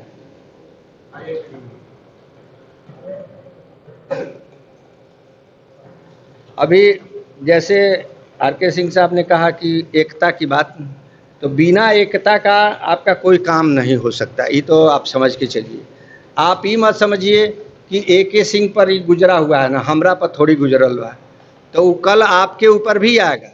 अभी रिसेंटली मार्च में एक सैनिक मुंगेर का जो छुट्टी आया हुआ था और 5 मार्च को उसको रिपोर्ट करना था जम्मू कश्मीर में, इस बीच कुछ असामाजिक तत्व मिल करके उसके परिवार को, मतलब उसके पिताजी को, उसके भाई को, उसके माँ को, उसके बहन को, उसकी पत्नी को और छोटा बच्चे को भी बहुत बुरी तरह से मारा, जिसमें उसके पिताजी और उसका भाई जो दरोगा का तैयारी कर रहा था उसको लोग ऑन द स्पॉट मार दिया है। और उस कुंदन उसके भाई का नाम था, चंदन उसका सैनिक का नाम था, उसको आज 5 साल हो गया जेल में, जो कि कार्यरत है, उसको जेल में अभी रखा गया। लगता है कि सेना के जो अधिकारी अभी हैं वो भी अभी डर गए हैं, क्योंकि पहले सेना के पदाधिकारी जो होते थे एकदम बोल्ड स्टेप लेते थे, ठीक है हमारे पास भेज दो, हम उसका डिसीजन लेंगे, जो भी पनिशमेंट देना होगा हम पनिशमेंट देंगे। लेकिन आजकल हमारे पदाधिकारी जो कमांडिंग अफसर साहब हैं वो सीधा कह देते कि भेज दो, उधर ही अपना ही बुलाए, उधर ही अपना रखे। अरे आपके साथ हम हैं, आपके परिवार में हैं, आपका परिवार का हम सदस्य हैं, और हमारी परेशानी जो है सही असली और नकली बात को तो आप जानकारी ले सकते हैं ना। हमारे ऑन बिहाफ ऑफ मतलब पीछे से किसी को भेज दीजिए वहाँ इंक्वायरी करने के लिए, आपके पास में इंटेलिजेंस है उसको भेजिए कि हकीकत में कौन दोषी है। तो इस तरह से मैं ज़रूर साहब लोगों से भी आग्रह करूँगा कि अपने अपने दोस्तों को ही बात समझाएं कि जो भी हमारे सैनिक आ रहे हैं उनके साथ अगर इस तरह की घटनाएं घट रही है तो उसको अपने पास बुलाओ भाई, कुछ रूल रेगुलेशन में परिवर्तन लाया जाए वहाँ से, कि हमारे सेना के जवान को अगर कूट कूट करके यही मारा जाए, उसको जेल में डाल दिया जाए। उसमें लिखा हुआ है कि कुंदन के गोली से फलाने की मौत हुई थी, लेकिन चंदन को जेल में डालने की क्या आवश्यकता है भाई। तो इस तरह का पॉइंट जो है, अगर हमारे साथ जैसे इस घटना को जब हम लोगों को पता चला तो हम लोग 5 आदमी वहाँ पर गए मुंगेर, जा करके उनके घर में सारे लोगों से मिला गया, मिल करके डीआईजी साहब से मिला गया। डीआईजी साहब ने कहा कि ठीक है इनकी कार्रवाई हम करते हैं। तो डीआईजी साहब 3 दिन के अंदर 6 लोगों को गिरफ्तार कराया और 2 दरोगा को सस्पेंड किया। जब ये बात खबर में आई मीडिया और पेपर में जब आ गया तो पटना में बैठे जो पदाधिकारी हैं वो बिन परिवार से लोग हैं। तो पटना में अगर पता चला कि इस तरह का हो रहा है, शुरू हो रहा है, तो उन अख्तर करके, अख्तर अली डीआईजी थे, तो उनको क्या किया गया, रातों रात वहाँ से उठा के शिफ्ट करके पटना बुला लिया गया और वहाँ पर एक पंकज मिश्रा जी को डीआईजी बना के भेज दिया गया। अब वो केस फिर ठंडा पड़ गया, जो निकला हुआ था और फिर ठंडा पड़ गया। तो अभी फिर हम लोगों ने सोचा है कि 10 दिन के अंदर हमारी एक टीम जाएगी वहाँ पर, 1 दिन 2 दिन धरना पर हम लोग बैठेंगे कि इसके साथ अन्याय क्यों। तो इस तरह से आप सभी से जहाँ भी किसी का हो वहाँ ज़रूर है जी यूनाइट होकर के मतलब वहाँ पर बैठिए, 10 आदमी बैठ जाइएगा, कोई आपको मारने पीटने वाला नहीं है। एक चिट्ठी आर.के. सिंह साहब चाहे जो लोग भी हैं सब बढ़िया से जानते हैं, ये शिवशंकर साहब कि क्या क्या होता है। मतलब 1 दिन पहले आप चिट्ठी दीजिए, प्रशासन को, पुलिस को और कलेक्टर को कि मैं फलाने जगह पर बैठने जा रहा हूँ और ये मेरा मुद्दा है। तो वहाँ पर मीडिया लोग भी आएगा, सारे लोग कवर करेगा, आपकी बात को आगे बढ़ाएगा। तो इस चीज़ों में आप लोग भयभीत मत होइए, डरिए मत। इतना आप लोग गोली से कितने लोगों को आपने मौत के घाट उतारा, मतलब दुश्मनों का, कितना हौसला से पहाड़ियों पर आप चढ़े, समुद्र में लोग गोता लगा के आया है, आकाश में मतलब उसको फाड़ते हुए लोग आगे बढ़ जाता है। और यहाँ पर गांव आगे मतलब हम इतना दब गए हैं कि जैसे अब क्या कहा जाए कि दुम दबा करके मतलब पीछे हम बैठे हुए थे। तो बड़ी शर्म की बात है, जो शेर है वो बराबर शेर ही रहता है। तो इसलिए आप अपने अंदर की शेर जो है उसको सोलाइए मत, उसको जगा के रखिए। और आप जहाँ बोलते हैं तो 10 आदमी सुनता है ना। तो कुछ लोग गांव के भी लोग 4 गो चाय पिला दीजिए तो उसी दिन से राम राम राम राम कहना शुरू कर देता है। चाय नहीं पिलाई गई, देखिए ना आज तो चाहो ना पियोले है। तो थोड़ा सा चाय पियाए में खर्चा करी, कुछ बगली से कुछ निकाली, ये पैसा रह के मतलब कोनो ज़्यादा काम ना करी, साथे ना जाई, क्योंकि कब्र में अलमारी ना होके, अब जेब में मतलब कफन में जेब ना होके, तो पैसा साथे ना जाए, सब लैके फैके ली हैं। अब इहो ध्यान रखे के बाद कि परिवार के काम अब तक ले तरुआ कैबे कनी, आगे कम से कम समाजो हित में कुछ कदम बढ़ाई, कुछ खर्चा करी। हम अपना सामने रुआ सामने हम कहते नहीं, मेरा पेंशन का 7वां हिस्सा इस समाज सेवा में जाता है। परिवार हमारी मिसेज मतलब कुनकुनाती है, लेकिन हम बोले कि देख भाई तोरा के है दे देनी है, पूरा मकान जौन बनल बा दानापुर के, एक किराया तू ही लिह, ओकरा से हमरा कोनो मतलब ना रही, हमरा पेंशन से तारा कोनो मतलब ना रही। दोनों आदमी अपन अपन खर्चा कर जाओ, जौन बुझाई तो तू अपन करी। तार बेटा दोनों कमाते वहाँ से अपना परिवार के देखिए हैं सर। तो ऐसा बात बा कि हम बार बार यही अपील करब रुआ सबे से कि 10 रुपया खर्चा के चिंता मत करी। धान रुआ बोईला तब न काटत आदमी, तो कुछ खर्चा करब तो लोग से पहचान भी बनी। और अइला के बाद में हमारा सबसे कमी यही है कि हम आइसोलेट रहते हैं, कि समाज में बाकी लोगों के साथ हम बैठना नहीं चाहते हैं। जब बैठब तो बहुत सा बात वो लोग रुआ को ऐसा ऐसा बताए कि सोचब कि अरे 15-20 बरस नौकरी कैनी, हई बात तो आज तक हम समझबे ना पनियाना सुननी है। तो उनका बीच में बैठ करके और उनकर सब लूप होल ले करके तब मतलब आक्रमण करने की बात करिए और आगे बढ़िए इस पर। तो अब जो है ये लिस्ट से सब कुछ बोलवा दी। धन्यवाद। चाह है तो राह है, चाह है तो राह है, चाह को मत मारिए। जब हम लोग रिटायरमेंट ले रहे थे तो सेंटर में बताया तुम नौकरी से रिटायरमेंट ले रहे हो, जिंदगी से नहीं। लेकिन यहाँ आके हम लोग जिंदगी से रिटायरमेंट ले लिए, चुपचाप घर में बैठ गए, घर बनाए, द्वार बनाए, पेंट पोचारा कर दिए, बड़ी दुनिया के आनंद ले रहे। नहीं, वो जिंदगी जिंदगी नहीं है जिसमें समाज ना हो। हम लोगों ने देश का सेवा किया, अपने बल पर तैयारी करके जाके सेना में भर्ती हो गए। क्या पहले रिजल्ट निकाल लिए थे क्या कि हम भर्ती हो जाएंगे? उसके लिए जोरदार मेहनत किए, वो अपने दम पे किए। अब हम रिटायरमेंट जब आ गए तो हमें समाज खड़ा करके समाज के दम पे कुछ करना है। मानव का सही निर्माण समाज से ही होता है। मानव सामाजिक प्राणी है, समाज नहीं है तो जीवन अधूरा है। हम बार बार इस चीज पर फोकस कर रहे हैं। समाज नहीं है तो जीवन बेकार है। हमें समाज को लेकर चलना होगा।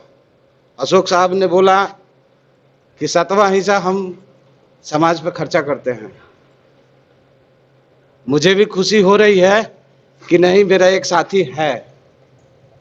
मैं सोचता था कि मैं इस क्षेत्र में अकेला हूं। आज ये मीटिंग के माध्यम से पता चला कि नहीं, और भी लोग हैं। दारू पी के 5,000 का भी पेशाब कर देते हैं हम लोग। 500 का खैनी खा के थूक देते हैं। 100 रुपया चंदा देने में कमेटी में 5 बार सोचने लगते हैं, साला कमेटी में का पैसा देगा। जितने लोग कमेटियां चला रहे हैं इस चीज से दुखी हैं, दबे आवाज से कह रहे हैं, लेकिन मैं खुले आवाज से कह रहा हूं। मुट्ठी बांध के आए थे, सब कुछ लेके आए थे, लेकिन मुट्ठी खोल के जाएंगे, सब कुछ छोड़ के चले जाएंगे। आप समाज में जो करेंगे वही आपके साथ जाएगा। इस विषय पर थोड़ा सा एक समय लूंगा, थोड़ा समय लगेगा, दिमाग दूसरे जगह बैठ गया तो थोड़ा खोलना पड़ेगा। एक व्यक्ति के सच्चे 3 मित्र थे, उसका बुरा वक्त आ गया तो तीनों दोस्त को बुलाया और बोला कि यार अब तो मैं मर रहा हूं, तुम कुछ करो। मित्र था, दया आया, बोला यार मैं तुम्हारा बेहतर इलाज करा सकता हूं। बोला नहीं यार और कुछ करो। बोला नहीं, इससे ज्यादा कुछ नहीं कर सकता हूं।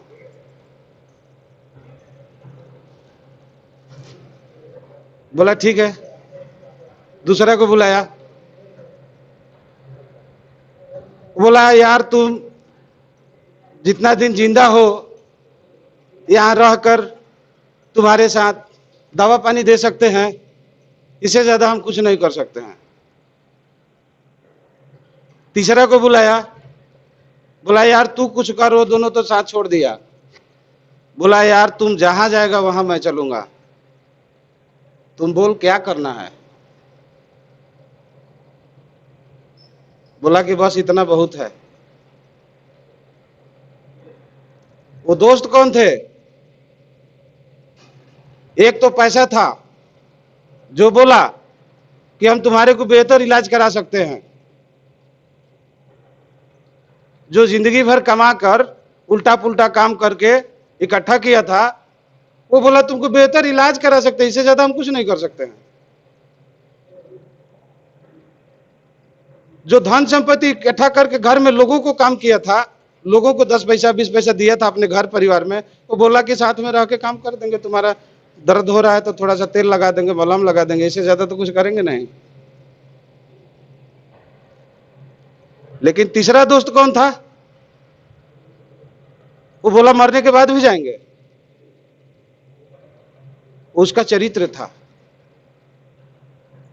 जो सामाजिक काम किया था, वो मरने के बाद ये साथ में जाता है। आप अगर अच्छे कर्म किए हैं तो बोलता है आदमी बढ़िया आदमी था, अगर खराब काम किए हैं तो बोलता है साला कमीना था, मर गया ठीक हो गया। चरित्र को कभी गंदा मत कीजिए।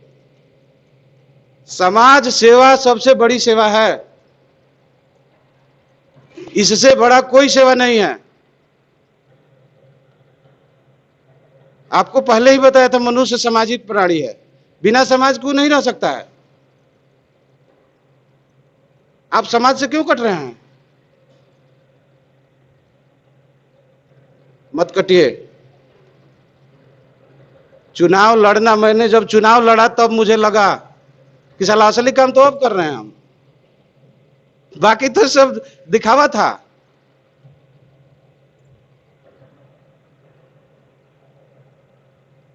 असली सेवा समाज में आप रिक्स लेकर आगे बढ़ते हैं, वही असली जिंदगी है। बाकी तो सहारे से चलना है। मेहनत किए, सिस्टम बना हुआ है, जाकर नौकरी किए, ड्यूटी किए, पैसा कमाए, आ गए। समाज नहीं बना तो कुछ नहीं बना। इसलिए समाज बनाइए। और हमारे बीच में जो अतिथि लोग आए हैं, सम्मानित सैनिक आए हैं, मैं सबसे आग्रह करूंगा, बार बार फोकस करूंगा कि एकजुट होकर रहिए। पैसा को मत सोचिए, संगठन जो भी जहां चल रहा है उसको बढ़ावा दीजिए। 100, 500, 200, 400 कोई माई बाप नहीं है। आरके सिंह इतना खर्चा करता है एक सिपाही होके, फिर भी 4 व्हीलर में घूमता है। आप भी घूम सकते हैं। दिल को चंगा रखिए, इसको गंदा मत कीजिए। अगर दिल साफ है, जिगर है, तो कोई आपका कांटा नहीं पकड़ सकता है। आप भी वो काम कर सकते हैं, उससे बेहतर काम कर सकते हैं। मुझे वो चीज दिख रहा है आप में, अब जुनून था तब आप सेना में गए थे, ऐसे ही नहीं गए थे।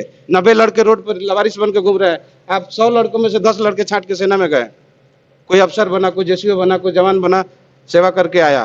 कुछ तो जुनून था, कुछ तो उन लोगों से अलग थे आप, आज भी अलग हैं। लेकिन कहावत है कि घोड़े को गधे के नाथ पे बांध दो तो वो भी सिर झुका के खाने लगेगा, वही हाल हम लोगों का हो गया है। सीना चौड़ा करके चलने वाला छाती सीना सिर झुका के चल रहा है। हमारा संगठन है जो हमारा सीना चौड़ा करके घुमा सकता है। हमारा इतना बड़ा परिवार है, हम सीना खोल के चल सकते हैं। इसी संदर्भ में मीटिंग को आगे बढ़ाते हुए मैं कर्नल ओम पर, अच्छा ठीक है, हमारे बीच में हमारे मित्र, हमारे साथी, युवा साथी, योग गुरु शैलेंद्र जी हैं, जो भारतीय नौसेना से रिटायरमेंट होके आए हुए हैं। और आने के बाद काफी जोश और जुनून के साथ इन्होंने हर जगह लोगों को एक योग के माध्यम से काफी लोगों को निरोग किया इन्होंने। आज भी प्रतिदिन सुबह योगा कराते हैं लोगों को और स्वस्थ होने का गुण देते हैं। ये एक सैनिक धर्म निभा रहे हैं। मैं उनसे आग्रह करूंगा कि शैलेंद्र जी आके कुछ चंद शब्दों में हमारे सम्मानित सैनिकों को हौसला बढ़ाने का काम करें, जोड़ने का काम करें।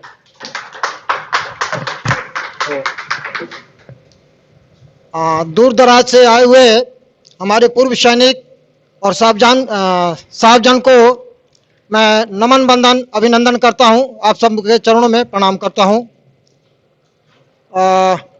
मेन मुद्दा बार बार हमारे यहाँ अटक रही है संगठन।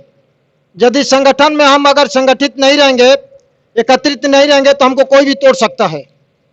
और जहां तक कि अभी बात चल रही थी प्रखंड लेवल तक या अनुमंडल लेवल तक कहीं खड़ा होने की, मुखिया पंचायत लेवल तक, तो ये उसमें वही लोग सक्षम हो सकते हैं जो समाज सेवा में से जुड़े हुए हैं। और हमारे साथ दिक्कत क्या हो रही है कि इतना पेंशन मिल रहा है कि वो भूल रहे हैं, वो बोले हम तो एकदम खुश हैं, इससे ज्यादा हमको क्या करना है। लेकिन आगे आपको बढ़ना है तो समाज सेवा करना पड़ेगा। समाज सेवा जैसे भी हैं तभी आप करेंगे तो लोग आपको वोट देंगे, चाहे कुछ भी करेंगे। ऐसे कोई नहीं आपको वोट देगा चाहे कुछ करेगा। तो इसके लिए हमको आगे आना है, चाहे जिस तरह की आप सेवा दे सकें। जैसे सर जी ने भी बोला, अशोक साहब ने, कि हम अपने पेंशन का इतना करते, तो इस तरह के आपको कुछ ना कुछ खर्च करना है। बिना त्याग का आप कुछ नहीं पा सकते हैं। अशोक साहब, कहा गया है कुछ पाने के लिए आपको कुछ खोना पड़ेगा, और कुछ और पाने के लिए कुछ और खोना पड़ेगा, और सब कुछ पाने के लिए सब कुछ खोना पड़ेगा। लेकिन हम बिहारियों के, मैं भी बिहार से हूं, हम बिहारियों की आदत क्या है, खोए कुछ नहीं पाए सब कुछ। यह संभव नहीं है, यह संभव नहीं है। और इसको मैं ऐसे जोड़ दे रहा हूं एक ये गाने के रूप में, लेकिन उसको समझ लीजिएगा। जगह नहीं तो खो जाएगी फौजी तेरी पहचान, बचा लो अपना हिंदुस्तान। जब तक जो फौजी है जगेगा नहीं, तब तक से कुछ भी नहीं होगा। हमारे को ऐसे तोड़ते रहेंगे, ठीक है ना। तो हमें एकत्रित रहना है, एकत्रित रह करके कुछ काम करना है। अभी यहाँ पे आए हैं, बहुत लोग को आना था, लोग नहीं आए हैं। हम एकत्रित नहीं हो रहे, ये सबसे हमारी बड़ी खामियां है। जैसे अब आर.के. सिंह साहब खड़े थे, और कुछ चीजें मैं काफी देर से मैं देख रहा हूं। सबसे अशोक साहब, हमें चाहिए, जैसे मैं रोहतास जिला से हूं, हमें खुद नहीं पता है कि हमारे रोहतास जिला से कितने सैनिक हैं। इनको खुद मैं इनको बोलता हूं, हमने इनको कई बार बोला, डालमिया नगर में पूरा जिम्मा मैं उठाऊंगा। जितना पिकनिक का जो हम नेवी का हम जो करते थे, शिप का पिकनिक, बाहर जाके पिकनिक करते थे, मैं बोला पूरा खर्च मैं उठाऊंगा, एक दिन ज्यादा नहीं करना है। ये जो पीएस सिस्टम को है, पीएस सिस्टम को लेकर के हम अनाउंसमेंट करेंगे। हमारे जितने फौजी भाई हैं एक जगह एकत्रित होइए, ब्रेकफास्ट से लेकर लंच हम उधर ही करेंगे, स्पोर्ट्स उधर ही करेंगे। तो हमारे पास एक डाटा आ जाएगा, डाटा आ जाएगा। अभी आप भी रह रहे हैं, इस चीज को समझ रहे हैं। कहीं किसी को कोई ठोक देता है, कोई पुलिस वाला आकर के वर्दी में कर देता है, 10 भाई अगर हम चले जाएं, हमसे ज्यादा उसको रूल रेगुलेशन पता है क्या, 10 करेंगे, कुछ भी नहीं कर सकता। लेकिन हम एकत्रित नहीं है। यदि हम एकत्रित रहेंगे तो हमारे ऊपर कोई भी कुछ नहीं करता, पुलिस हो चाहे जो भी है। हमें सबसे बड़ी बात है कि एकत्रित होना। मैं जैसे बोलता हूं, मेरे फौजी भाई मेरे सामने भी आते हैं, मैं सबको दंड प्रणाम करता हूं। और भैया क्या हाल है, कैसे हैं, सब ठीक है ना? वो भी मरे फौजी जब चले, जैसे आपके विषय में मुझे तो आपको फोटो में देखा, अब ठीक है नेता का अच्छी बात है, आप उसमें चल रहे हैं, लेकिन आप कहीं जा रहे हैं, लगे हमारे कदमों से ऐसे लगे कि ये दूर से बोल देगा कि फौजी है, उसकी कदमों से ऐसे लगनी चाहिए, आवाज से लगनी चाहिए। कहीं भी अगर किसी के साथ ऐसे बात भी करें तो सबसे पहले हम वो एकत्रित होना। किसी गांव में अगर 5-10 फौजी भी हैं सर जी, उनमें बन नहीं रही है। मैंने खुद देखा, हमारे गांव में भी हम उनसे कोशिश करते हैं, वो एक दूसरे में फ्रिक्शन है, कहीं उसने खेत लिया, कहीं कुछ ले लिया, कहीं कुछ बोला, यार ये तो बहुत ही है, इसके लड़के भी फौज में हो गए, ये हो गए। हमें आपस में फ्रिक्शन नहीं पैदा करनी है, हमें आपस में मिलकर रहना। आप बाकी कुछ भी करें तो ये इससे क्या होगा कि हम संगठित रहेंगे, तो कहीं भी आपके अगर कोई करेगा 10 भाई कि भाई मेरे साथ ये दिक्कत हुआ, तो वो जवान आपके साथ जा करके ये आपकी सहायता करेंगे, ठीक है ना? तो मैं ज्यादा बातें नहीं, घूम फिर कर मैं यही आ रहा हूँ कि हमको संगठित रहना है और एक दूसरे का साथ देना है, क्योंकि समय बहुमूल्य है। भारत माता की, भारत माता की, वंदे वंदे। और लास्ट में यही कहूंगा कि हमें एकत्रित होकर रहना है। और कोई भी हमारा फौजी भाई, सर जी, कोई भी हमारा फौजी भाई कोई भी वार्ड से खड़ा होता है, ये नहीं सोचना कैसा है, आप नहीं खड़ा हो सकते, सक्षम नहीं है, उस बंदे को ठोक के दीजिए वोट। आपके पास 4 हैं कैंडिडेट हैं, और जोड़िए। जैसे मेरे रिलेशन में 17 हम नेवी से, सर जी 17 हमारा पूरा परिवार था, अगर जोड़ेंगे तो ऐसे बहुत रहेगा। ये मत देखिए कि जाति पे मत जाइए, हमारा जाति है कि डिफेंस आर्म फोर्स, बस वही हमारी जाति है। कोई भी फौजी भी जहां से खड़ा होता है उसको जीता नहीं। जैसे ये खड़े थे, हमने तो बोला, हमें मालूम था नहीं जीतेंगे, लेकिन फिर भी हमने इनको दिया। ऐसा हमारे में जोश और जुनून होनी चाहिए। जी हो। अवगत करा दूं, मैं जीतने के लिए चुनाव नहीं लड़ा था, लोगों को जिताने के लिए लड़ा था। बहुत बुद्धिजीवी वर्ग फील्ड में बैठ के, जो बीडीओ से, डीएम से, एसडीओ से, बैंक जोनल मैनेजर से रिटायर थे, मेरे मित्र हो गए थे, और वो बैठ के जब चुनाव आता था तो फलवा कोयरी खड़ा हो गया, इतना वोट कट जाएगा, पंडित जी खड़ा हो गया, इतना वोट कट जाएगा, जादव जी खड़ा हो गया, इतना वोट कट जाएगा, और इतना वोट आ जाएगा। ये हमारे क्षेत्र का विकास का आंकड़ा था, बुद्धिजीवी वर्ग का। जब मैं उस रास्ते से जाता था बड़ा दुख लगता था सुनकर।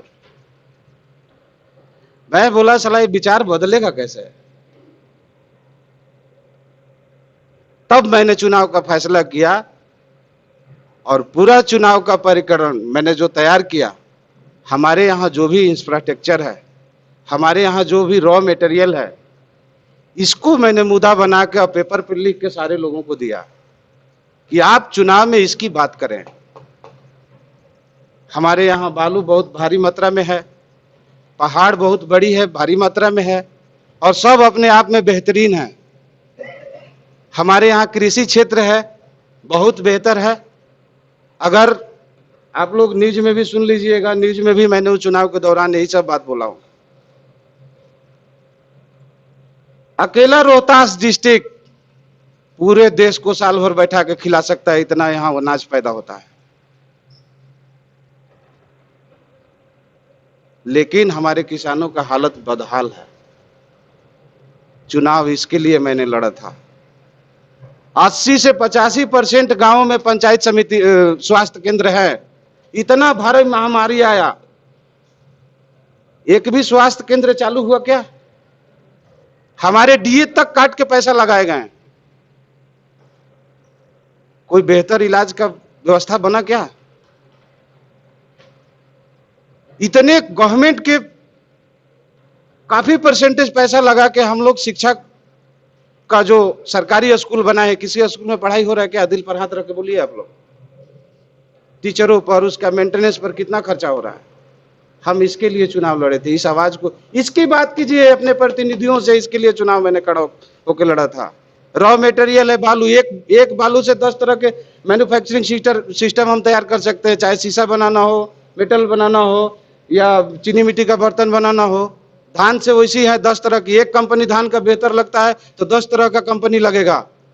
उसका पूरा प्रोजेक्ट हमने तैयार किया था कि अगर धान खाली कूटते तो उसके भूसे से गत्ता, कूट, पेपर, तेल सब चीज तैयार होगा। 10 गो कंपनी लगेगी एक कंपनी से। बालू उसी तरह है, गंधक उसी तरह है, पहाड़ उसी तरह है। एक चीज से 10 चीज की फैक्ट्रियां लगाई जा सकती हैं। इस चीज को आगे करने के लिए मैंने चुनाव लड़ा था। आगे बढ़ते हुए ज्यादा डीप में मैं नहीं ले जाऊंगा, एक ही बार डीप में ले जाऊंगा तो बोलेंगे कि आर के सिंह बहुत बोलता है, वहां नहीं ले जाएंगे। मैं आप लोग के बीच में हमारे सूर्यनाथ सिंह जी हैं, वो कुछ चंद शब्दों से आप लोग को अवगत कराएंगे। मैं आग्रह करूंगा कि सूर्यनाथ सिंह जी आए। वो बहुत बढ़िया बढ़ चढ़ के हिस्सा लेते हैं, अपने क्षेत्र में लोगों को काफी जागरूक करते हैं, सैनिकों को भी इकट्ठा करके उन्होंने भोज वगैरह का सारा प्रोग्राम करते हैं। लेकिन हमारे सैनिक थोड़ा सा वहीं जाके बात अटक जा रही है, पेंशन बहुत आ रहा है, उसको ही सदाने में व्यस्त हो जा रहे हैं। सूर्यनाथ सिंह। हमारे जो सोल्जर सपोर्ट सेक्शन जी, हमारे सोल्जर को थाना है, वहाँ का जितना हमारा लिस्ट है, क्या गाँव वाइज है, यहाँ पे हमारे को प्रोवाइड हो सकता है क्या? अब ये हमें सबसे पहले हमको ये चाहिए। क्या चीज? जी, क्या चीज? हमारे रोहतास में कितने सोल्जर यहाँ पे रिटायर्ड एक्स जो है 13,500 का आंकड़ा तो मैं निकाला था। पूरे सैनिक 85,000 उसके सब डिपेंडेंट लोग वगैरह हो रहे थे। सर जी को बोलिए वहाँ से हमारे को यहाँ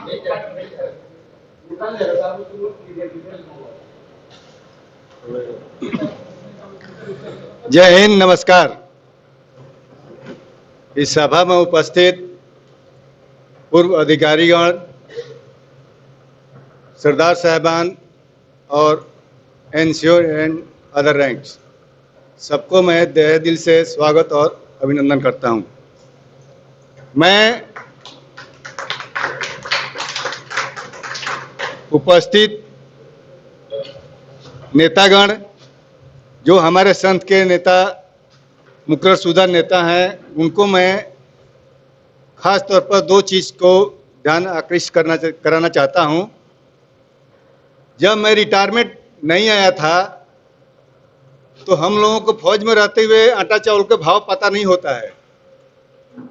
हम लोगों को जो अनभिज्ञ लोग फौज में जो बताते हैं, उसी को हम अपना व्यू और उसी को हम बताए हुए रास्ते पर चलते हैं, उन्हीं के गुर सीखते हैं। लेकिन जब मैं यहाँ आया, मैं छोटे मोटे बिजनेस से जुड़ा, लोगों से मिला, लोगों को देखा कि इनका व्यवहार क्या है। आप चलते चलते लोग ठग लेते हैं। इससे मैं घबराया नहीं, उनके साथ जुड़ा रहा और आगे उनके इस मनोस्थिति को समझते हुए, भांपते हुए मैं कामयाब भी हुआ, काफ़ी हद तक कामयाब रहा। जैसे मैं एक ईंट भट्टा का संचालक हूं, जिसका मैं सैनिक मार्ग का ईंट रखा हूं।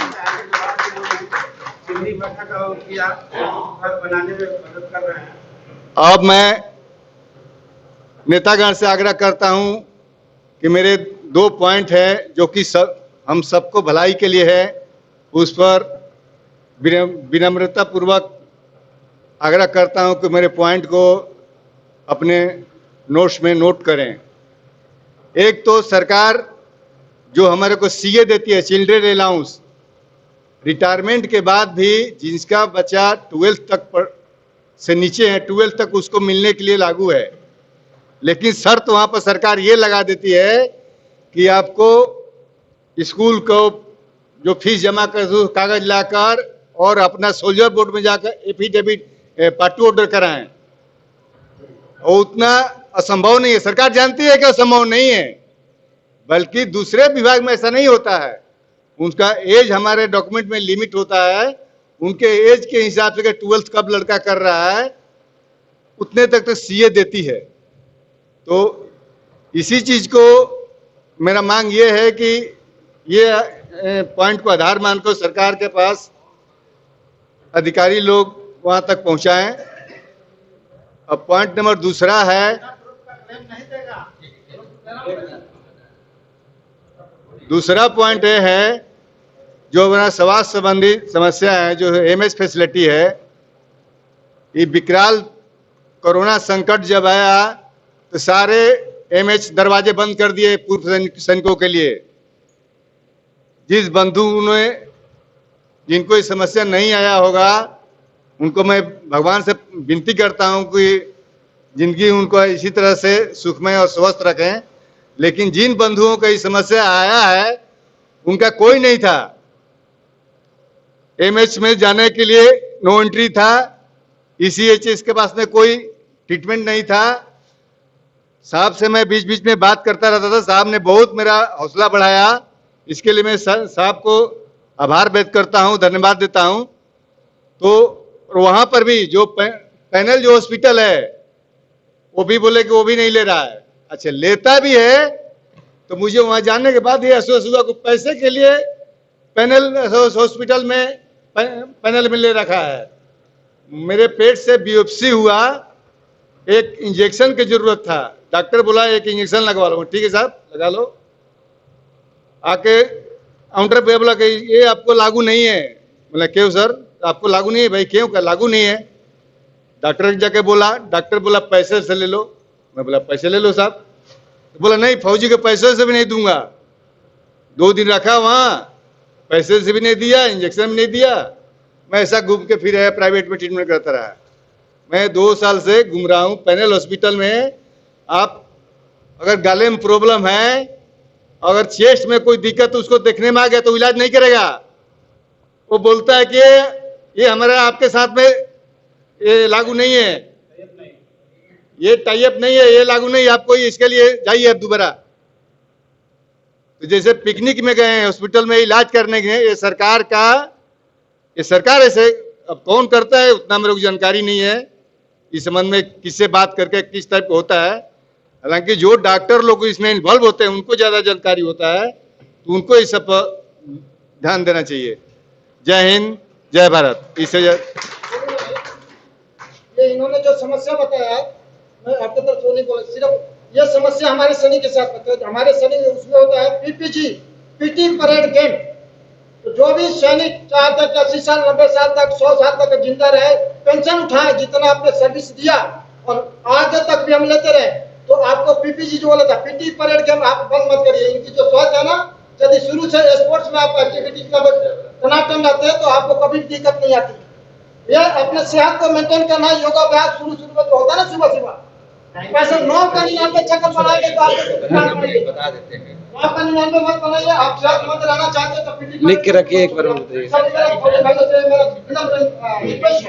बताइए। ठीक, थैंक। जहाँ योग है वहाँ तो निरोग है ये है, लेकिन चाह नहीं है तो राह कहाँ से होगा? चाह को जगाना पड़ेगा, उसी का जगाने का काम हो रहा है। रही बात अभी सूर्यनाथ जी ने जो समस्याएं बताई हैं, मैं जहां तक जानता हूं, अगर आपका यहां से रेफर हो गया पटना, हालांकि ये दौर बहुत गंभीर था, महामारी था, हर जगह बंदी का दौर था, सब लोग अस्त व्यस्त थे, डरे हुए थे, सहमे हुए थे, चाहे वो डॉक्टर हो, चाहे रोगी हो, चाहे फिट फॉर व्यक्ति हो, हर कोई डरा हुआ था, अभी भी डरा हुआ है।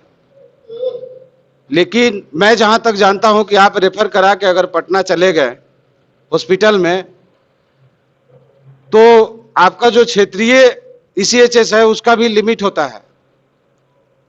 वहां के जो डॉक्टर साइन करेगा 5,000, 10,000, 20,000, 1 लाख, 1.5 लाख, हर किसी का अलग अलग होता है, उतना तक वो इलाज करेगा। अगर उससे ज्यादा का इलाज कराना है तो जो वहां का एरिया या कमांड लेवल का हॉस्पिटल है या ईसीएचएस है, उस लेवल का है, जैसे दिल्ली में है, मैं एग्जांपल दे रहा हूं। अगर आपको ज्यादा का इलाज कराना है तो आरआर से परमिशन लेना होता है। हाँ साहब बताएंगे, साहब प्रकाश डालेंगे। मैं एक थोड़ा सा उसमें दे रहा हूं, जो मैं कराया हूं उस लेवल पर बता रहा हूं। वहां का ईसीएचएस जो है, जो क्षेत्रीय ईसीएचएस है, वो रिकमेंड करेगा आरआर को, आरआर परमिशन देगा हाई लेवल की दवाइयां चलाने के लिए। बाकी आपको विस्तृत जानकारी हमारे कर्नल राजनाथ साहब देंगे। और मैं अभी, और कोई बोलना चाहता है कुछ? आइए। जी बोलने दीजिए।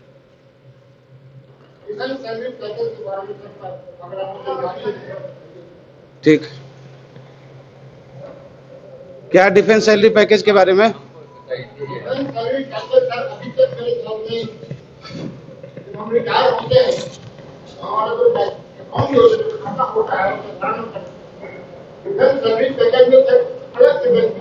जी ऐसा है। डीएसपी होता है। हाँ टीएसपी उसी को बोलते हैं। तो वो अभी जो है ओनली एसबीआई स्टार्ट किया है और पीएनबी अभी स्टार्ट करने वाला है, लेकिन स्टेट बैंक का जो है चालू हो गया है। हाँ, तो उसमें इतना ही जी, उसमें कुछ आपको बेनिफिट दिखा है कि आपका अगर सडन एक्सीडेंट हो जाता है, अगर डीएसपी अकाउंट आपके पास में है तो आपको इतना रुपया आपको मिलेगा ऑन डेथ। इसके बाद में आपको जो पेंशन पर जो टैक्स वैक्स जो है वो भी रिबेट जी।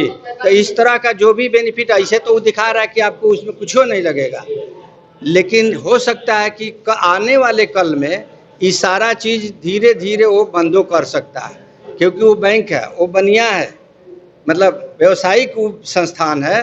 तो जब उसको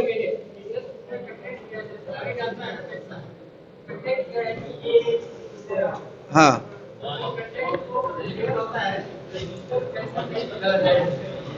अच्छा, और एक चीज और जी हाँ जी जी जी जी।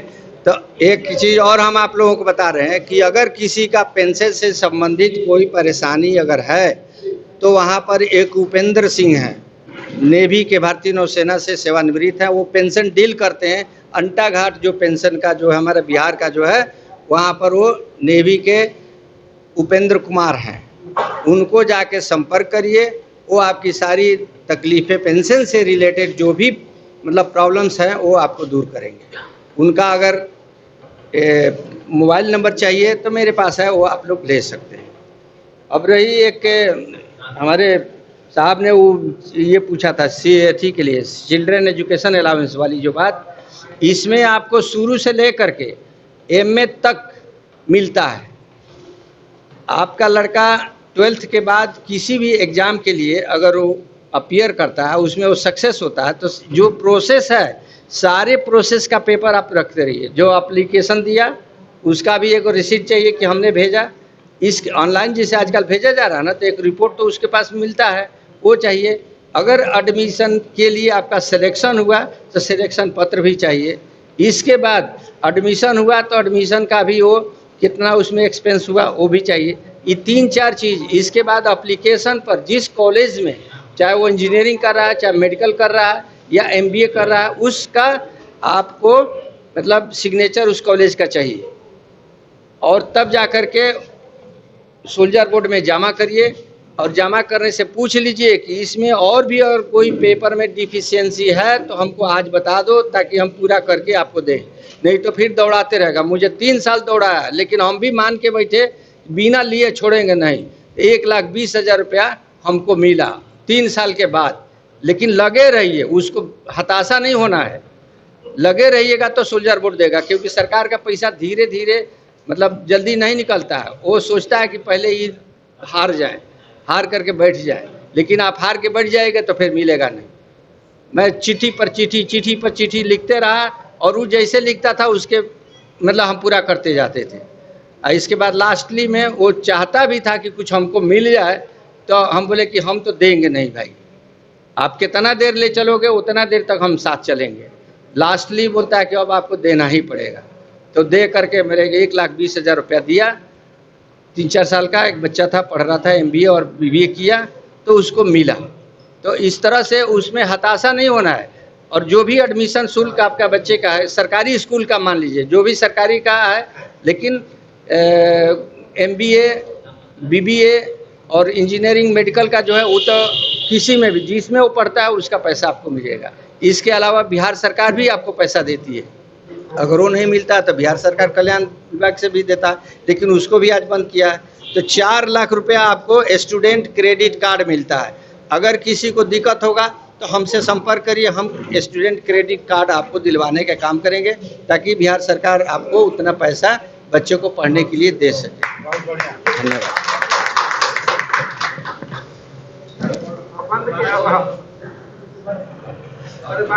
आज हाँ बोलिए जी जी।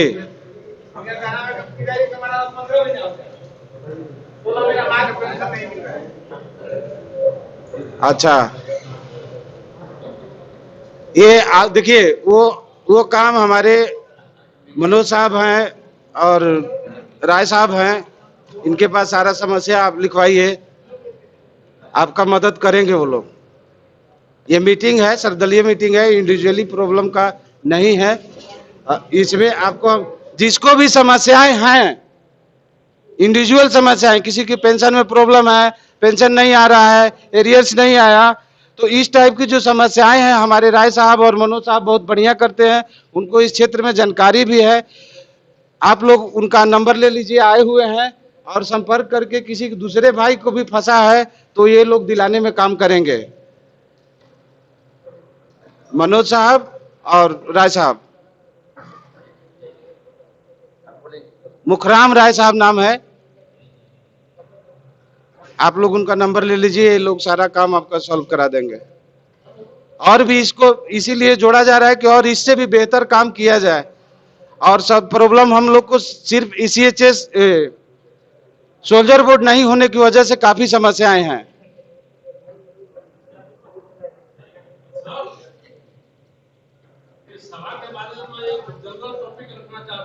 बोलिए।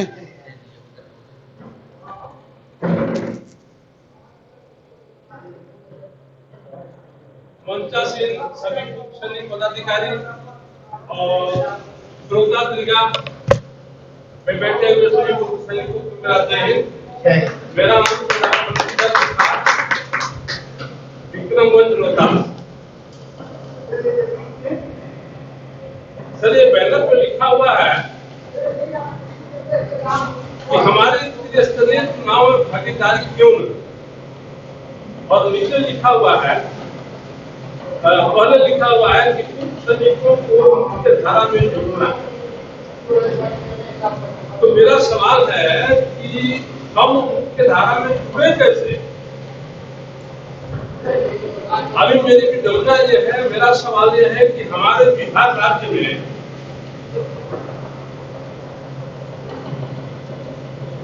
अपने बिहार राज्य में हम पूर्व सैनिकों का संघ कौन सा है, टोटल कितना है, क्या हमको जानकारी है? इसकी एक जानकारी होनी चाहिए। मैं भी कुछ आपको करूंगा, मैं पसंद नहीं करता और मैं सुनना पसंद करता। जब हम मुख्य धारा में जुड़ जाएं तो हमारी सभी समस्याएं दूर हो सकती हैं, बशर्ते कि हम उसमें तत्परता से अपनी भागीदारी निभाएं।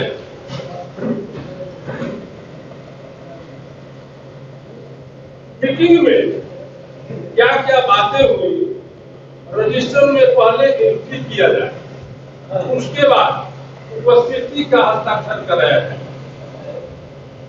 अभी आपको बोला कि हम पहले तो हस्ताक्षर कर रहे हैं, लेकिन इसके संदर्भ में क्या क्या पहले लोग लिख देंगे जो कि हमारे खिलाफ भी हो सकता है या हमें जानकारी भी नहीं होगी।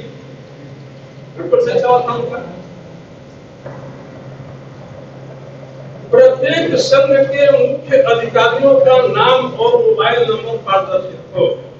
हमारे बिहार राज्य में जितने भी संघ चल रहे हैं, चाहे कहीं भी हो, उनके मुख्य अधिकारी कौन रहे, अध्यक्ष सचिव उपाध्यक्ष या निर्देशक कौन है, उनका मोबाइल नंबर पारदर्शित हो, ताकि सबको जरूरत पड़े,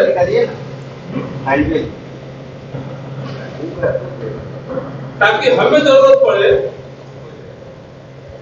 कहीं प्रदर्शन करने की, कहीं धरना प्रदर्शन की, जब ये अभी बात हो रही थी,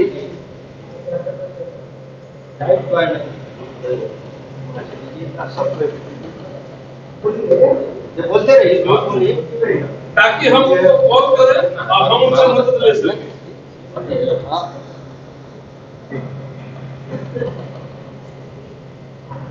जैसे कि मंच संचालक महोदय आरके सिंह साहब ने बताया कि डीएम के पास हम बहुत बार जाते हैं अपनी समस्या लेकर।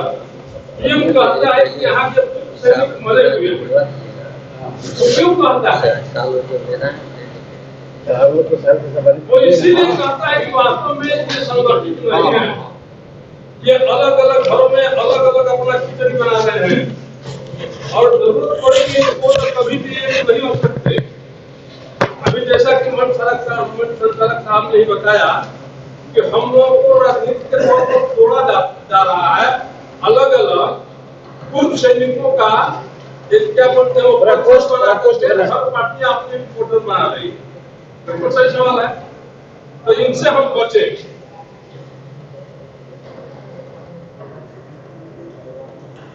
हमारे पूर्व सैनिकों के लिए जो वेलफेयर चिट्ठियां आती हैं, चाहे सीडीएस की हो या कहीं से भी हो, रक्षा मंत्रालय से हो, उसको सभी समाचार पत्रों में प्रकाशित किया जाए, क्योंकि हम सब इसके लिए अनभिज्ञ रहते हैं। ये मेरा विचार है सर, जैसा आप समझे। चलो कॉपी दे दीजिएगा, जो नोट किए हैं आप वो दे दीजिएगा। तो मैं ऐसे लिखा हूँ, मुख्य धारा में जोड़ने के लिए बार बार मीटिंग रखा जाए और इसके लिए बेहतर होगा सर। आज हम सब एक दूसरे के नाम से कतराते हैं, लीग से हम कतराते हैं, बिहार राज्य अवकाश सैनिक सेवा संघ के नाम से वो लोग कतराते हैं, ये हमारा जो नेशनल एक सर्विसमैन और पीला वाला दीजिए, लड़का दोनों कतराते हैं। साहब लोग को थोड़ा दिखाइए। तो इसके लिए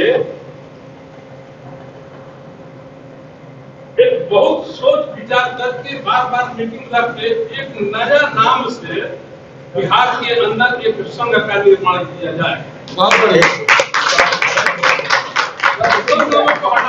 जी जी। हाँ, क्योंकि इस मीटिंग का पीला वाला दीजिएगा, सबको एक एक दीजिए ना, पीला वाला भी दीजिए सबको दीजिए। हमारा मुख्य मुद्दा इस मीटिंग का है एकता, चुनाव और वेलफेयर जी। तो इन सभी चीजों को लेने के लिए, प्राप्त करने के लिए बहुत जरूरी है एक होना। हम फलना संघ चला रहे हैं, वो फलना संघ चला रहे हैं, वो फलना संघ चला रहे हैं, हमने उनको बुलाया, बोला हमको क्या जरूरत है, तुमको कुछ संघ का आदमी है, वो बुलाता है तो हमको क्या जरूरत, तुमको कुछ संघ का आदमी है जी। ठीक है, इसलिए बार बार अब यथासंभव समय के मुताबिक बार बार मीटिंग रख के, भले हर जिला में रख के हम आएंगे। मैं अपनी बात कर रहा हूँ, अपने संघ के लोग हमारे तरफ से बात कर रहे हुए, हम अपने संघ की बात कर रहे हैं, वो लोग आएंगे। और दूसरा एक सवाल है सर मेरा कि इस तरह का जो भी मीटिंग आयोजित किया जाता है उसमें पॉइंट टू पॉइंट बातें हों, लेक्चर बहुत कम, क्योंकि हम जो भी लेक्चर देते हैं उस लेक्चर से हम सभी परिचित हैं, तो उसमें फालतू समय बर्बाद करने की क्या जरूरत है। हाँ, हमारी जेल में नई कोई समस्या है उसको हम रख सकते हैं, बस इतना ही कहूँगा। ठीक सर।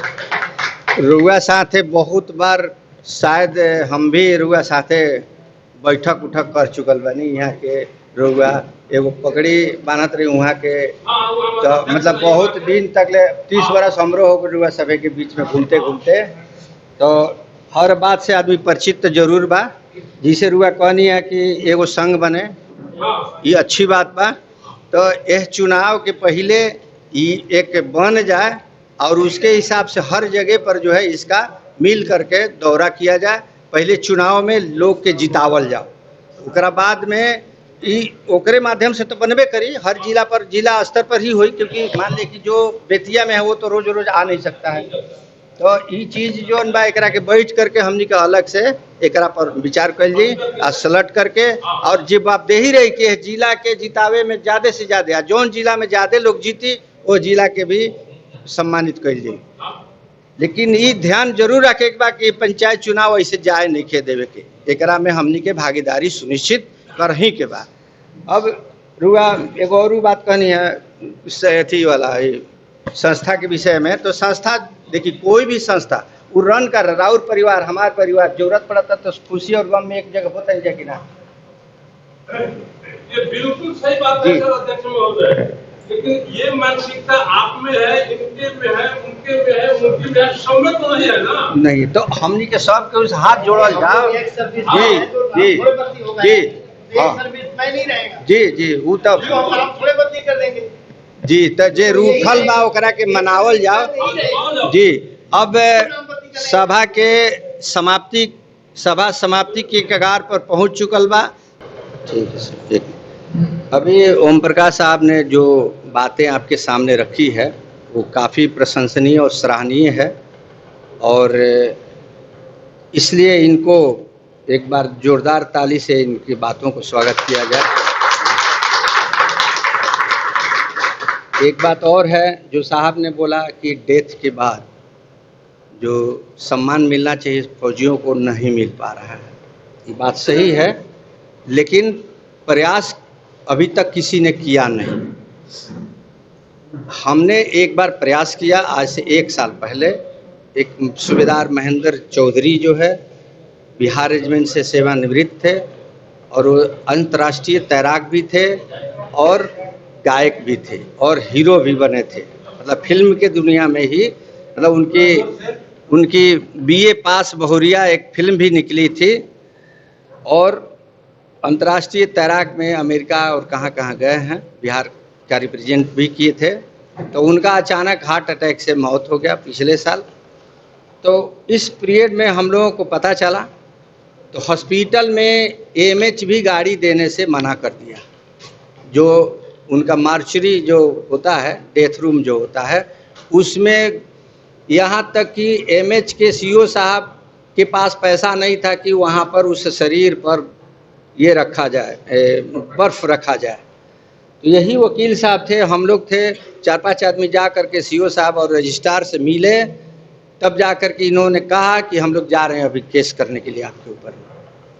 तब जा कर के वहाँ पर फटाफट जा कर के वहाँ पर एथी आया, आइस आया, आइस के में रखा गया। एक दिन के बाद फिर उनके लिए हम लोग गए बीआरसी कमांडेंट के पास में, और बीआरसी ने हम लोगों को एक सूबेदार साहब और एक बिगुलर, एक सूबेदार साहब, एक नायब सूबेदार साहब और एक बिगुलर दिया, और जा कर के फिर शाहपुर घाट वहाँ पर है, वहाँ पर उनके साथ जाकर लास्टली सलामी जो प्रोसेस है वो किया गया। स्टार्ट हो चुका है, अब रही उसको गति देने की जरूरत है, और उसको हाँ तो साहब से आग्रह करेंगे कि बीच में हम लोगों को कभी बुलाया करिए, तो हम लोग मिल करके और ये सारी बातें जो है कितना हम लोग काम कर चुके हैं, और उसके अलावा कहाँ हम लोग लैगिंग भी हैं। एक कर्नल एसके सिंह साहब थे, अभी जस्ट रिसेंटली यहाँ से ट्रांसफ़र हुए हैं सवेरिया से, उनके पास में कोई मतलब ये नहीं था। हमने यहाँ तक कि पेपर कटिंग जो सर आप बोल रहे हैं कि लास्ट में तिरंगा झंडा ये सब देने के लिए सब हमको उनको दिखाए, लेकिन बोलते हैं अच्छा ये कहाँ है, बिहार में नहीं है ऐसा। एगो अभी जो कर्नल वेटरन कर्नल जो आए हैं वो तो बेकार के एकदम कर्नल हैं, वो सुनने के लिए तैयार नहीं, बोले कि ये सब मेरे जिम्मे का नहीं है, मेरे पास तो जो पैसा वैसा कुछ आता है तो वो देने के लिए है। उसके बाद से हम लोग उनके यहाँ जाना ही छोड़ दिए कि आपके पास आने का मतलब ये है कि अपना भेजा ही खराब करना। तो लिख के दिया जाएगा। हाँ तो जीओसी साहब को लिख के हम दिए। जो नियम है जी उसको कोट कर रेफरेंस करके दिया जाएगा जी, और ये भी बोला जाएगा कि बाकी राज्य में हो रहा है जी, और हमने दी नहीं होगा तो हम एडजुटेंट जनरल को लेटर लिखेंगे जी, और ये लेटर जो है एडजुटेंट जनरल जामवाल का निकाला हुआ है जी कि कोई भी सर्विसमैन या सैनिक का देहांत होता है तो ये करना ही है जी। ये पेपर कटिंग भी हमको दिखाया कि देखिए यहाँ पर पेपर में निकला हुआ है। हम लोग बात को ऊपर ले जाएंगे जी।